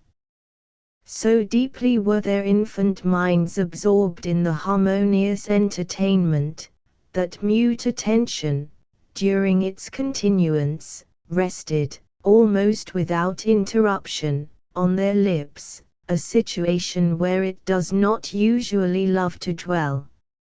Miss Moody was occasionally heard to address a few words, or rather syllables, but only a few, to her infant sister, and even Master Dummer, to whom the attire and personal appearance of the tuneful stranger seemed almost as interesting as his art, once only murmured, in an undertone, as he contemplated his hat, "My eye, what a rummy tile!" The performance, which occupied upwards of half an hour, included several of the airs most fashionable at the Mobilities concerts. The well-known gem from Jack Sheppard was productive of its customary effect. Even the younger of the Misses Moody was seen to beat time, unequivocally, to the air. The ever-new American melodies elicited smiles of universal approbation, and the little party appeared to be much delighted with the Caledonian March, "The Campbells Are Coming," although they had previously had the advantage of hearing this piece performed on a somewhat perhaps more appropriate instrument. But what made amusement bliss and converted interest into ecstasy, what opened not the ears only, but also the mouth of Master George Dummer, and lighted the glowworm fire of enthusiasm in the eyes of Miss Anne Grigg, was the beautiful, the mellifluous, the voluptuous cachuca. Oh! Had they heard it in a brighter scene, where rank and fashion melt at music's breath, where mingled sighs and perfumes load the air, that atmosphere of love and rose-water, in short, at Her Majesty's Theatre, and had they there seen the graceful Fanny. But whither are we borne away? No. Such rapture, almost too intense for the ethereal spirits of the children of the nobility, could not have been felt by them. During the piece of music last mentioned, a terpsichorean impulse seized on a small boy, who was standing at some little distance from our group. Cracking a couple of bits of slate together in imitation of castanets, he went through a succession of eccentric movements which we should imagine must have really been what is termed the sailor's hornpipe. This exhibition appeared greatly to divert the surrounding mobility, who are much better judges, it would seem, of the humor, than they are of the poetry, of motion, and whose bosoms would not be very likely to heave the sigh, even at the pathos of Taglioni. Miss Moody appeared without a head-dress, as most of the children of the nobility are seen at their promenade concerts. In this place may be noticed the social soirees which take place annually about the end of December among the inferior circles, and which are principally sustained by juvenile performers. We mean those concerts d'hiver commonly known as Christmas carols. The Misses Grigg were in bonnets, from which circumstance, and from that of Miss Sarah Grigg carrying a basket, would we could say reticule, on her arm, and displaying in her small hand what seemed to be a street door key, it was conjectured that they had been shopping. The presence of Master Dummer at the performance was occasioned by his being en route to the academy, at which he is a diurnal student.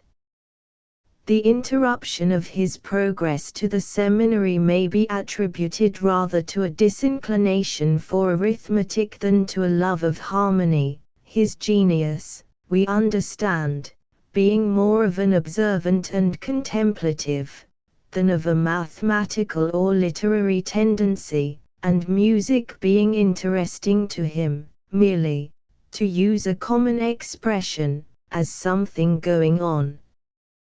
His steps, when directed towards the abode of learning, are not remarkable, generally, for rapidity, and are very apt to be arrested by a variety of little occurrences. In short, he has a strong natural inclination for the philosophical amusement improperly termed lounging. The remark which he was heard to make with reference to a peculiarity in Denticsai's dress, may be considered as an example of his reflective turn. This, too, is very decidedly observable in the expression of his eye, whose appearance is the more striking for the contrast which it presents to that of his cheek, a part in which he strongly resembles the young gentleman alluded to in As You Like It, who is represented. Indeed, if for Satchel, we read Slate, we shall find Master Dummer, taken altogether, to be no bad representative of the second of man's 7 ages, viewing man as he exists in the mobility. His Slate may be said, in one sense, though not perhaps in that which his preceptor would approve of, to be his amusement, being usually covered with hieroglyphics rather than figures, and exhibiting much stronger indications of a predilection for tit-tat-to than of proficiency in the rule of 3. With his satchel, and shining morning face, creeping like snail unwillingly to school. The young Denticsai, who had the honor of entertaining our Philharmonic group, perhaps it would be more in keeping to say, batch, of plebeian miners, is the child of a foreign mobility. To us, however, he is an object of greater interest as a child of song, and as exciting in our breast all those deep and delightful associations with which all that ends in ixi and in I, is so intimately and powerfully connected. Plate 8. Master Tom Scales and Master Ben Potts. Have any of our readers heard an introductory lecture on the practice of physic? Or have they ever looked through the preface of a medical book? In either case, the importance of the practitioner, considered as are topics which they must have found enlarged upon. The hero preserved for his country, the father for his family, the child for the parent, all are represented as having to thank the doctor. The sufferer, perhaps a delicate female, stretched on the bed of sickness, is described as hailing his approach as that of some ministering spirit, listening anxiously for his footstep, and hearing in the creaking of his shoes, provided it be not too loud, a sweet and soothing music. All this is as it ought to be. But let praise be awarded where it is due, and let us not, while we appreciate the claims of the doctor, be unmindful of those of the doctor's boy. His instrumentality in the restoration of health, at least among the higher orders, cannot be denied, any more than can that of the organ bellows blower in the production of harmony. And yet, while the thundering rap of his master at the front door falls so harmoniously on the ear, his gentle ring at the area, and the softly whistled air with which he beguiles the time until it is answered, are no more regarded than the idle wind. He is observed speeding on his way to the abode of sickness, without interest, and loitering on it without indignation. He acquits himself, without admiration, of his high responsibilities, he violates them, and excites no horror. 068M Original size Masters scales and pots are, respectively, the subordinate assistants of Mr. Graves and Mr. Slaymore. The latter of these gentlemen, with whom Master Potts is situated, dispenses health from a private surgery, the former from a more public establishment. The difference in point of grade between these two disciples of Galen is very plainly discernible even in their dependents, the two children of the mobility now before us. The uniform of Master Scales is much less aristocratic, and much less professional also, than that of Master Potts, who looks, particularly about the feet and legs, as if he had been intended by nature for a licentiate of the Society of Apothecaries, rather than for the servant of one. Mr. Graves and Mr. Slaymore being 2 out of half a dozen medical men residing in the same street, their young auxiliaries are in the habit of coming frequently in contact, and dialogues of a characteristic nature often take place, on these occasions, between them. We hope the following colloquy may seem less in need of abbreviation to the reader than it might be to a patient dependent on its termination for his dose of calomel. Hello, old fella, where are you off to in such a hurry? The querist was Master Scales, who in sauntering along the neighbouring square was passed by Master Potts, walking at a rapid pace, with his salutiferous burden upon his arm. "Hullo," replied Master Potts, and turning round he beheld his young acquaintance, Tom. "Well, young stick in the mud. I say, who's got the cholera, to make you stir your stumps like that, eh? Who do you think, Mrs. Walker?" "Gammon. What's up, tell us." "Why, it's the old gal at 42, she's precious bad, I can tell you." "What's got her then?" "I see her the day 'fore yesterday, looking all right enough." "Paralytic, least that's what Moors are, says tease. He'll be precious wild if she dies. My eye, what a lot o' bottles I've took there. I warrant you ain't got sich a good UN. Ain't we though? There's a old chap we've got from the East Indies, as I'd back agin her any day." "What? That old cove with the gamboge sneezer and swivel eye?" "Aye, he had the dropsy the last 3 months. Just haven't the governor stuck it into him. Look there, whose black job is that going along close by old Punch, your governor's? Over the left, come, I say, don't be off just yet. Must. I'm in for it as tease. No, no. Here. I'll toss you for a pint. As he made this offer, Master Scales deposited his basket on the pavement, and produced a halfpenny. Well, come, be quick then. Now. Heads, I win, tails, you lose. Heads. Heads tease. Come, I say, Master Ben, give us my change, will you? Take your change out of that. So saying, and suiting an appropriate action to the word, Master Potts turned rapidly on his heel, and before his professional brother could pack up his materia medica from the ground, had turned a corner and was out of sight.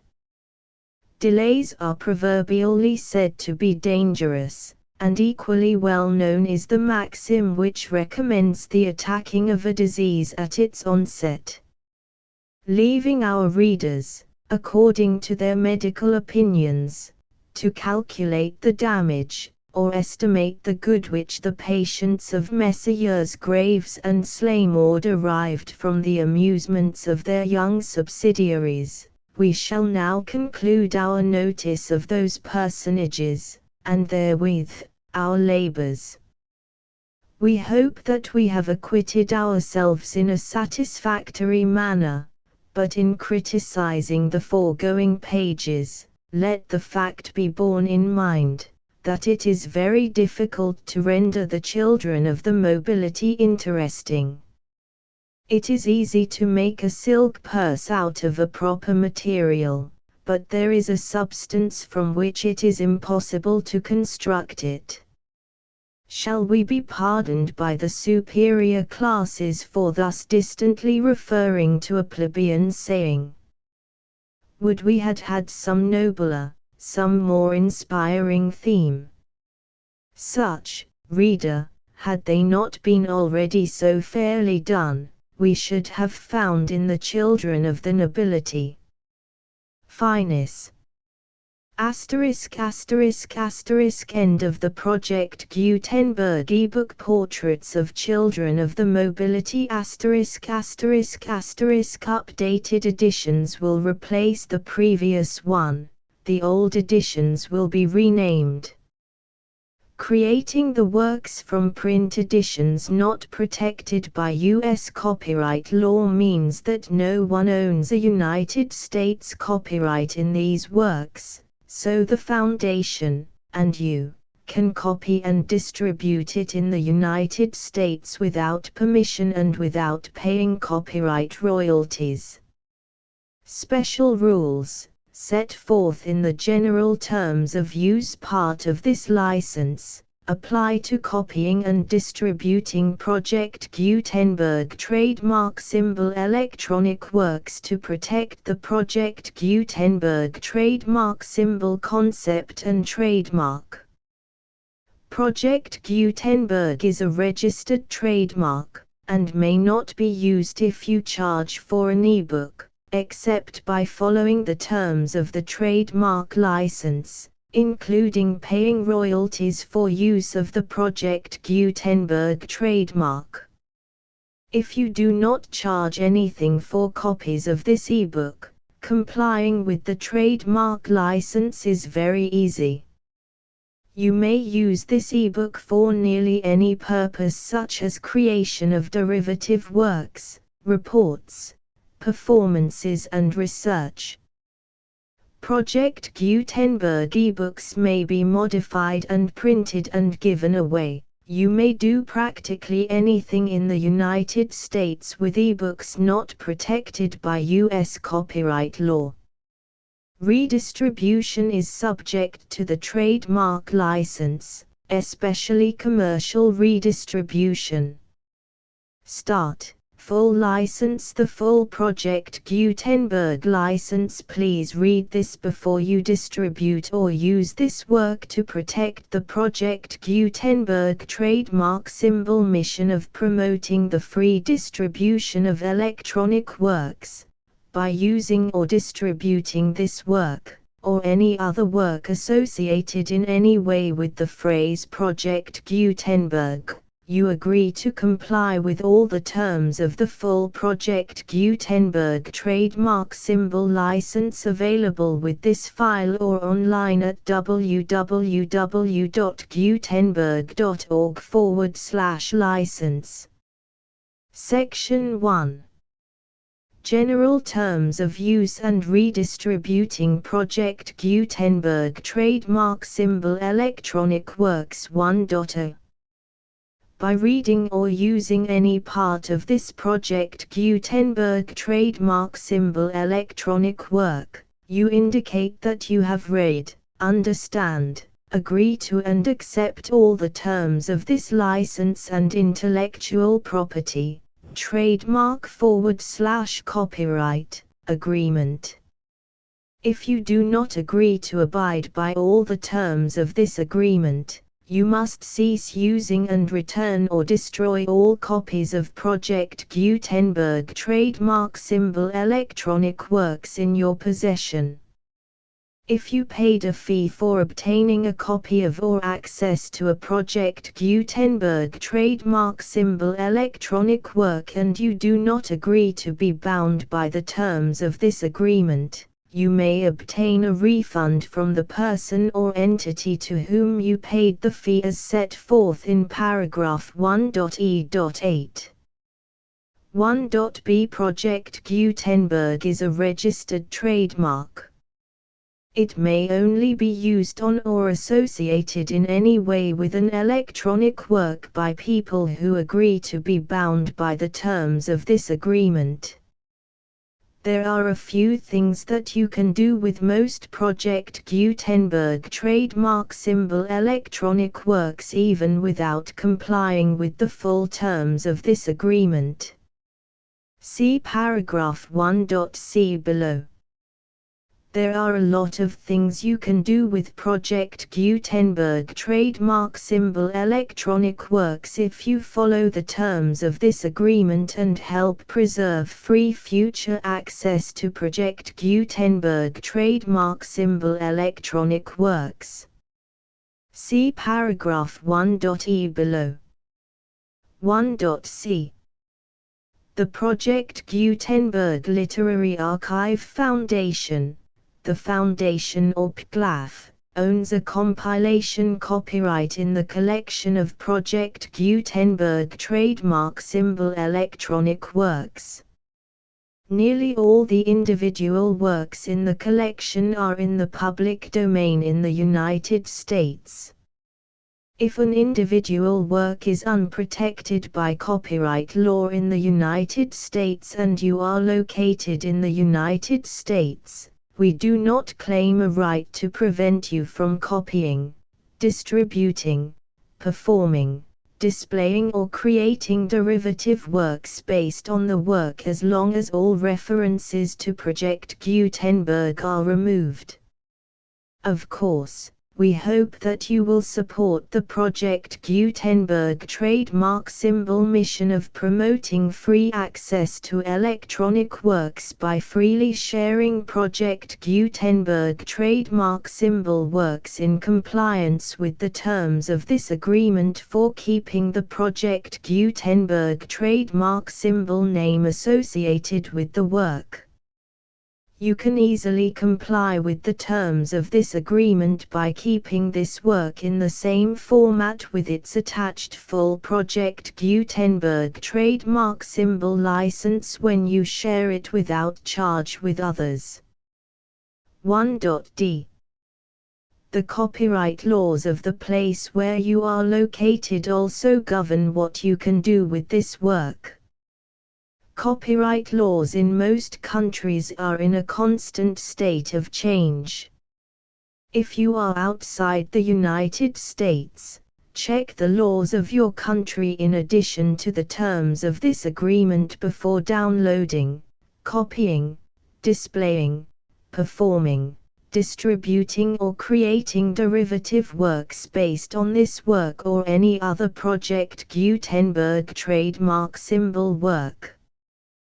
The Foundation makes no representations concerning the copyright status of any work in any country other than the United States. 1.e Unless you have removed all references to Project Gutenberg, 1.e.1. The following sentence, with active links to, or other immediate access to, the full Project Gutenberg trademark symbol license must appear prominently whenever any copy of a Project Gutenberg trademark symbol work, any work on which the phrase Project Gutenberg appears, or with which the phrase Project Gutenberg is associated, is accessed, displayed, performed, viewed, copied or distributed. This ebook is for the use of anyone anywhere in the United States and most other parts of the world at no cost and with almost no restrictions whatsoever. You may copy it, give it away or reuse it under the terms of the Project Gutenberg license included with this ebook or online at www.gutenberg.org. If you are not located in the United States, you will have to check the laws of the country where you are located before using this ebook. 1.e.2. If an individual Project Gutenberg trademark symbol electronic work is derived from texts not protected by U.S. copyright law, does not contain a notice indicating that it is posted with permission of the copyright holder, the work can be copied and distributed to anyone in the United States without paying any fees or charges.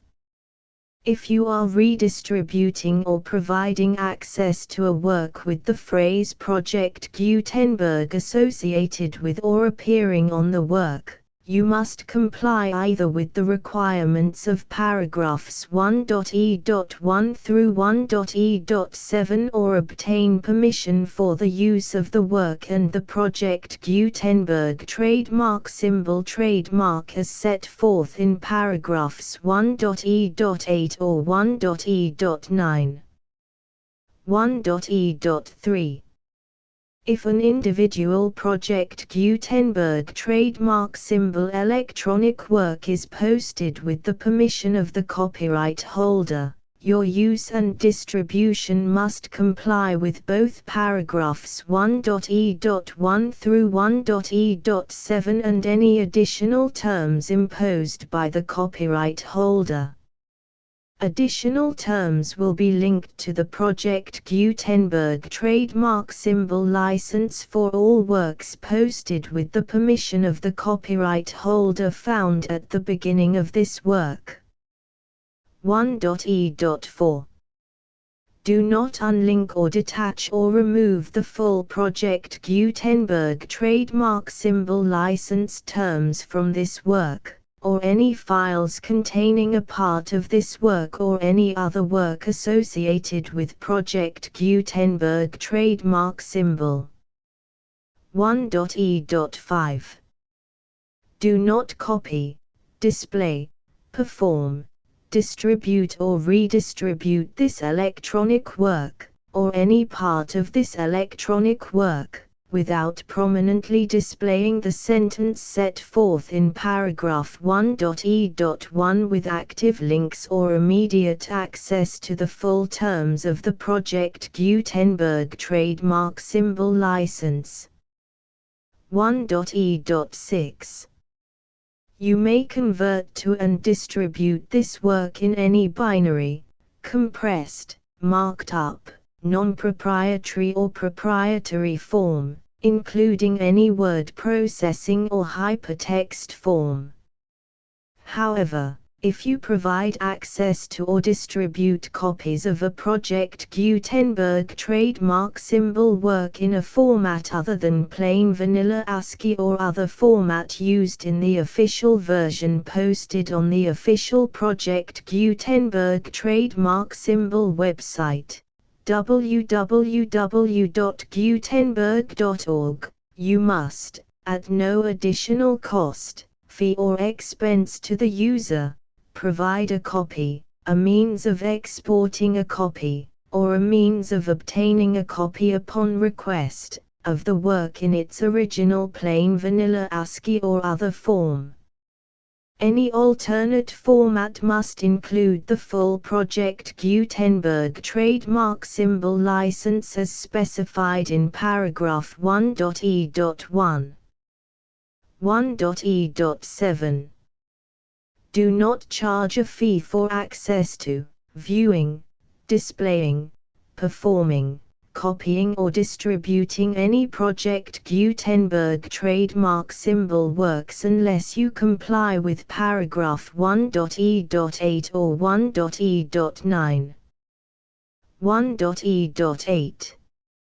You may charge a reasonable fee for copies of or providing access to or distributing Project Gutenberg trademark symbol electronic works provided that you pay a royalty fee of 20% of the gross profits you derive from the use of Project Gutenberg trademark symbol works calculated using the method you already use to calculate your applicable taxes.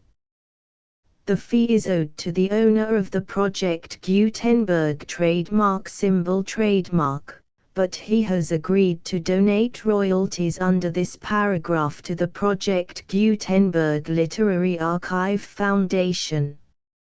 Royalty payments must be paid within 60 days following each date on which you prepare, or are legally required to prepare, your periodic tax returns. Royalty payments should be clearly marked as such and sent to the Project Gutenberg Literary Archive Foundation at the address specified in Section 4, Information about donations to the Project Gutenberg Literary Archive Foundation.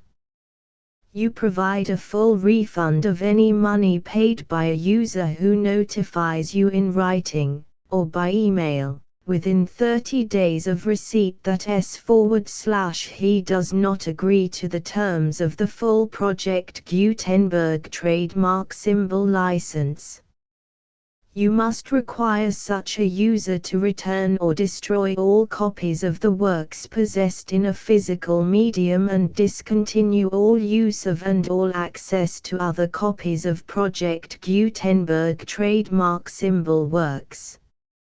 You provide, in accordance with paragraph 1.f.3, a full refund of any money paid for a work or a replacement copy, if a defect in the electronic work is discovered and reported to you within 90 days of receipt of the work.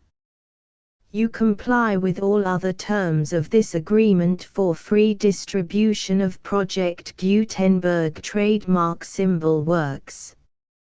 1.e.9.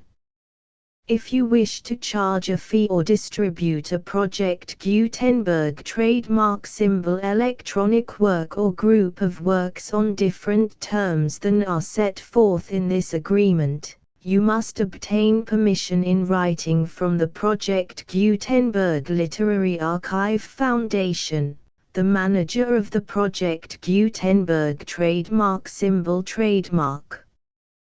Contact the Foundation as set forth in Section 3 below. 1.f1.f.1. Project Gutenberg volunteers and employees expend considerable effort to identify, do copyright research on, transcribe and proofread works not protected by U.S. copyright law in creating the Project Gutenberg trademark symbol collection.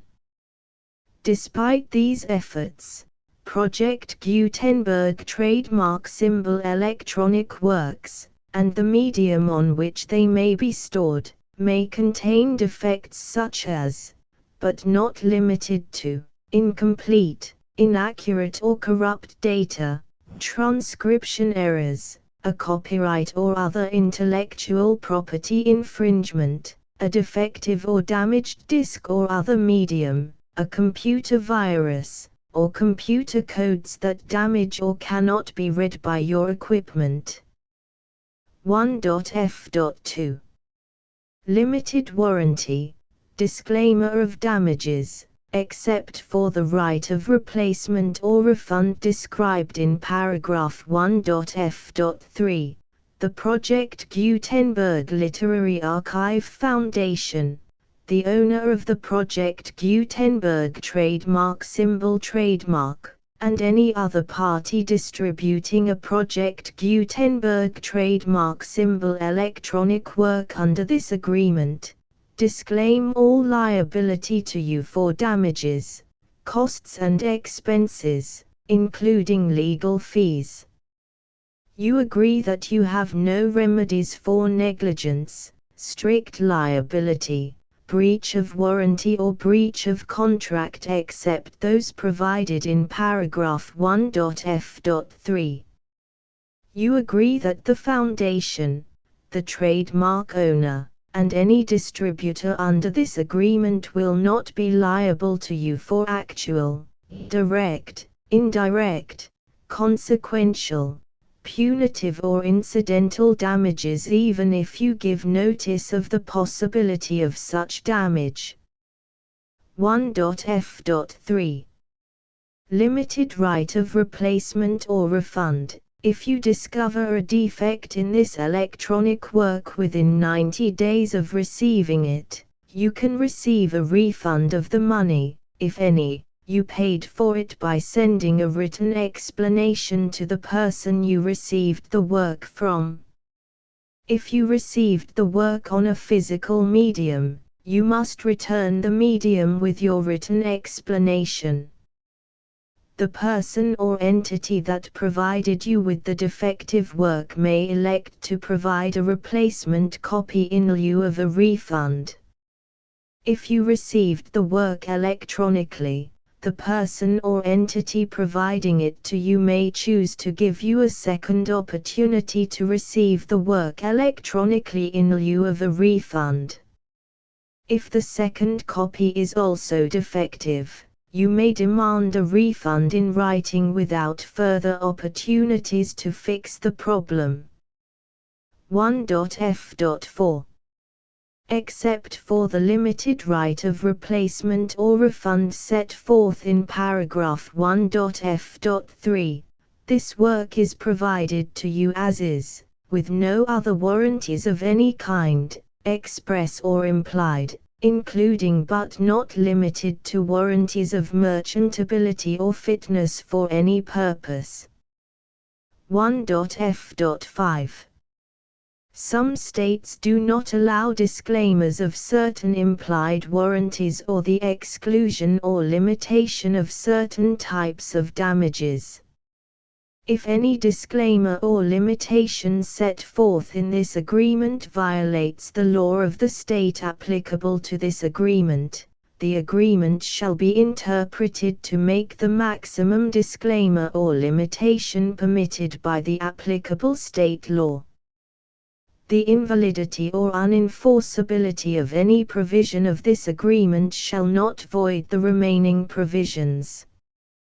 1.f.6 Indemnity. You agree to indemnify and hold the Foundation, the trademark owner, any agent or employee of the Foundation, anyone providing copies of Project Gutenberg trademark symbol electronic works in accordance with this agreement, and any volunteers associated with the production, promotion and distribution of Project Gutenberg trademark symbol electronic works, harmless from all liability, costs and expenses, including legal fees, that arise directly or indirectly from any of the following which you do or cause to occur.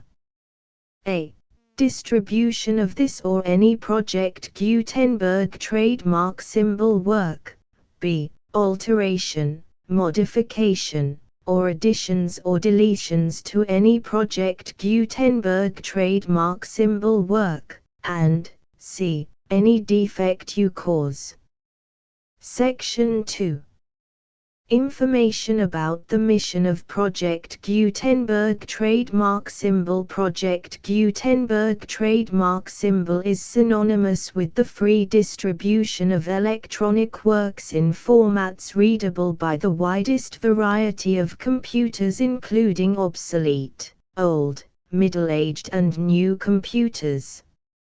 It exists because of the efforts of hundreds of volunteers and donations from people in all walks of life. Volunteers and financial support to provide volunteers with the assistance they need are critical to reaching Project Gutenberg trademark symbol's goals and ensuring that the Project Gutenberg trademark symbol collection will remain freely available for generations to come. In 2001, the Project Gutenberg Literary Archive Foundation was created to provide a secure and permanent future for Project Gutenberg trademark symbol and future generations.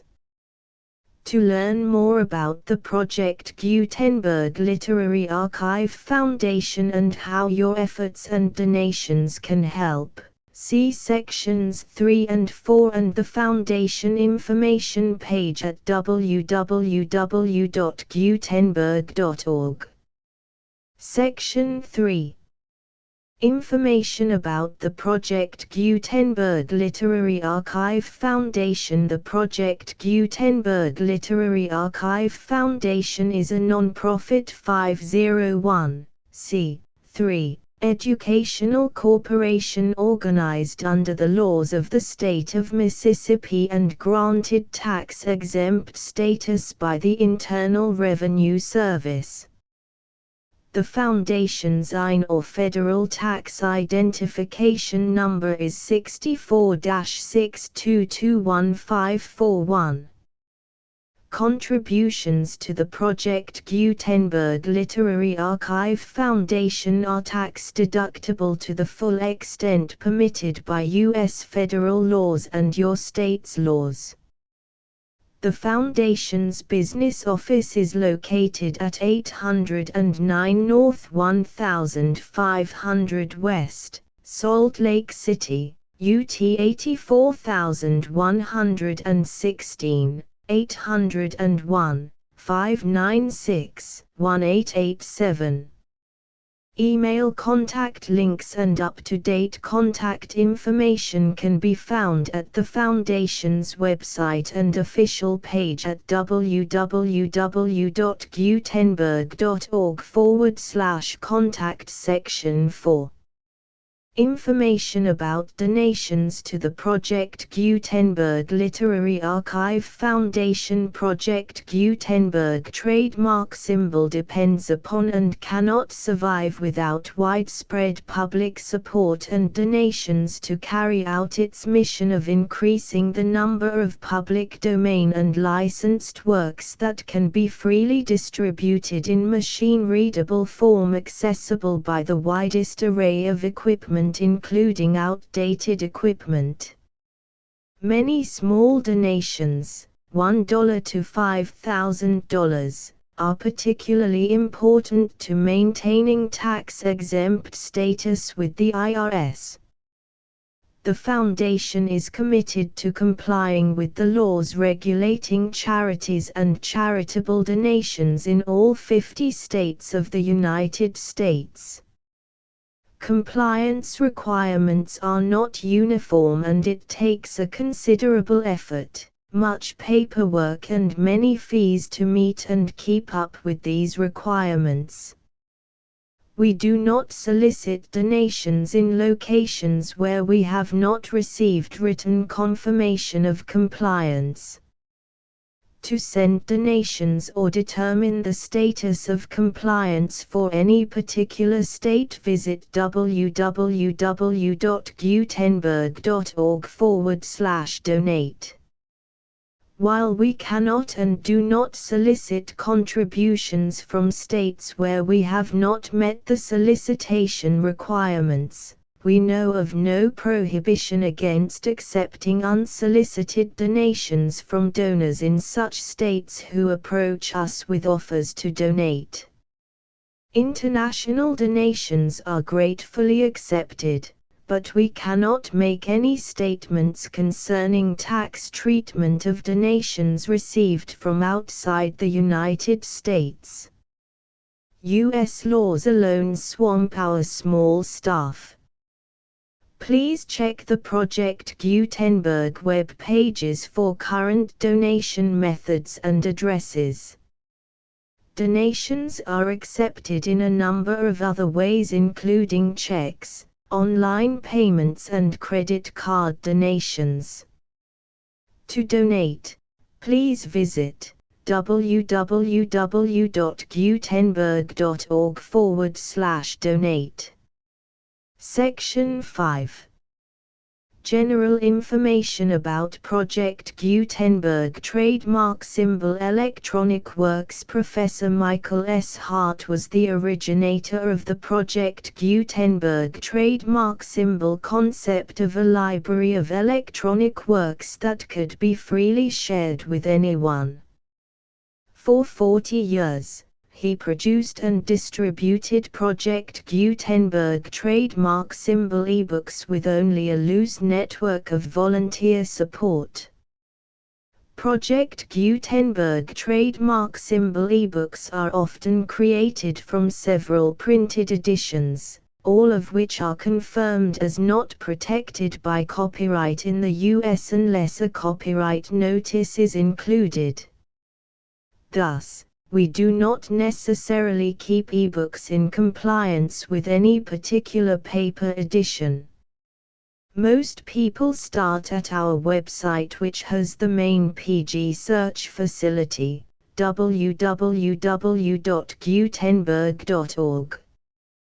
This website includes information about Project Gutenberg trademark symbol, including how to make donations to the Project Gutenberg Literary Archive Foundation, how to help produce our new ebooks, and how to subscribe to our email newsletter to hear about new ebooks.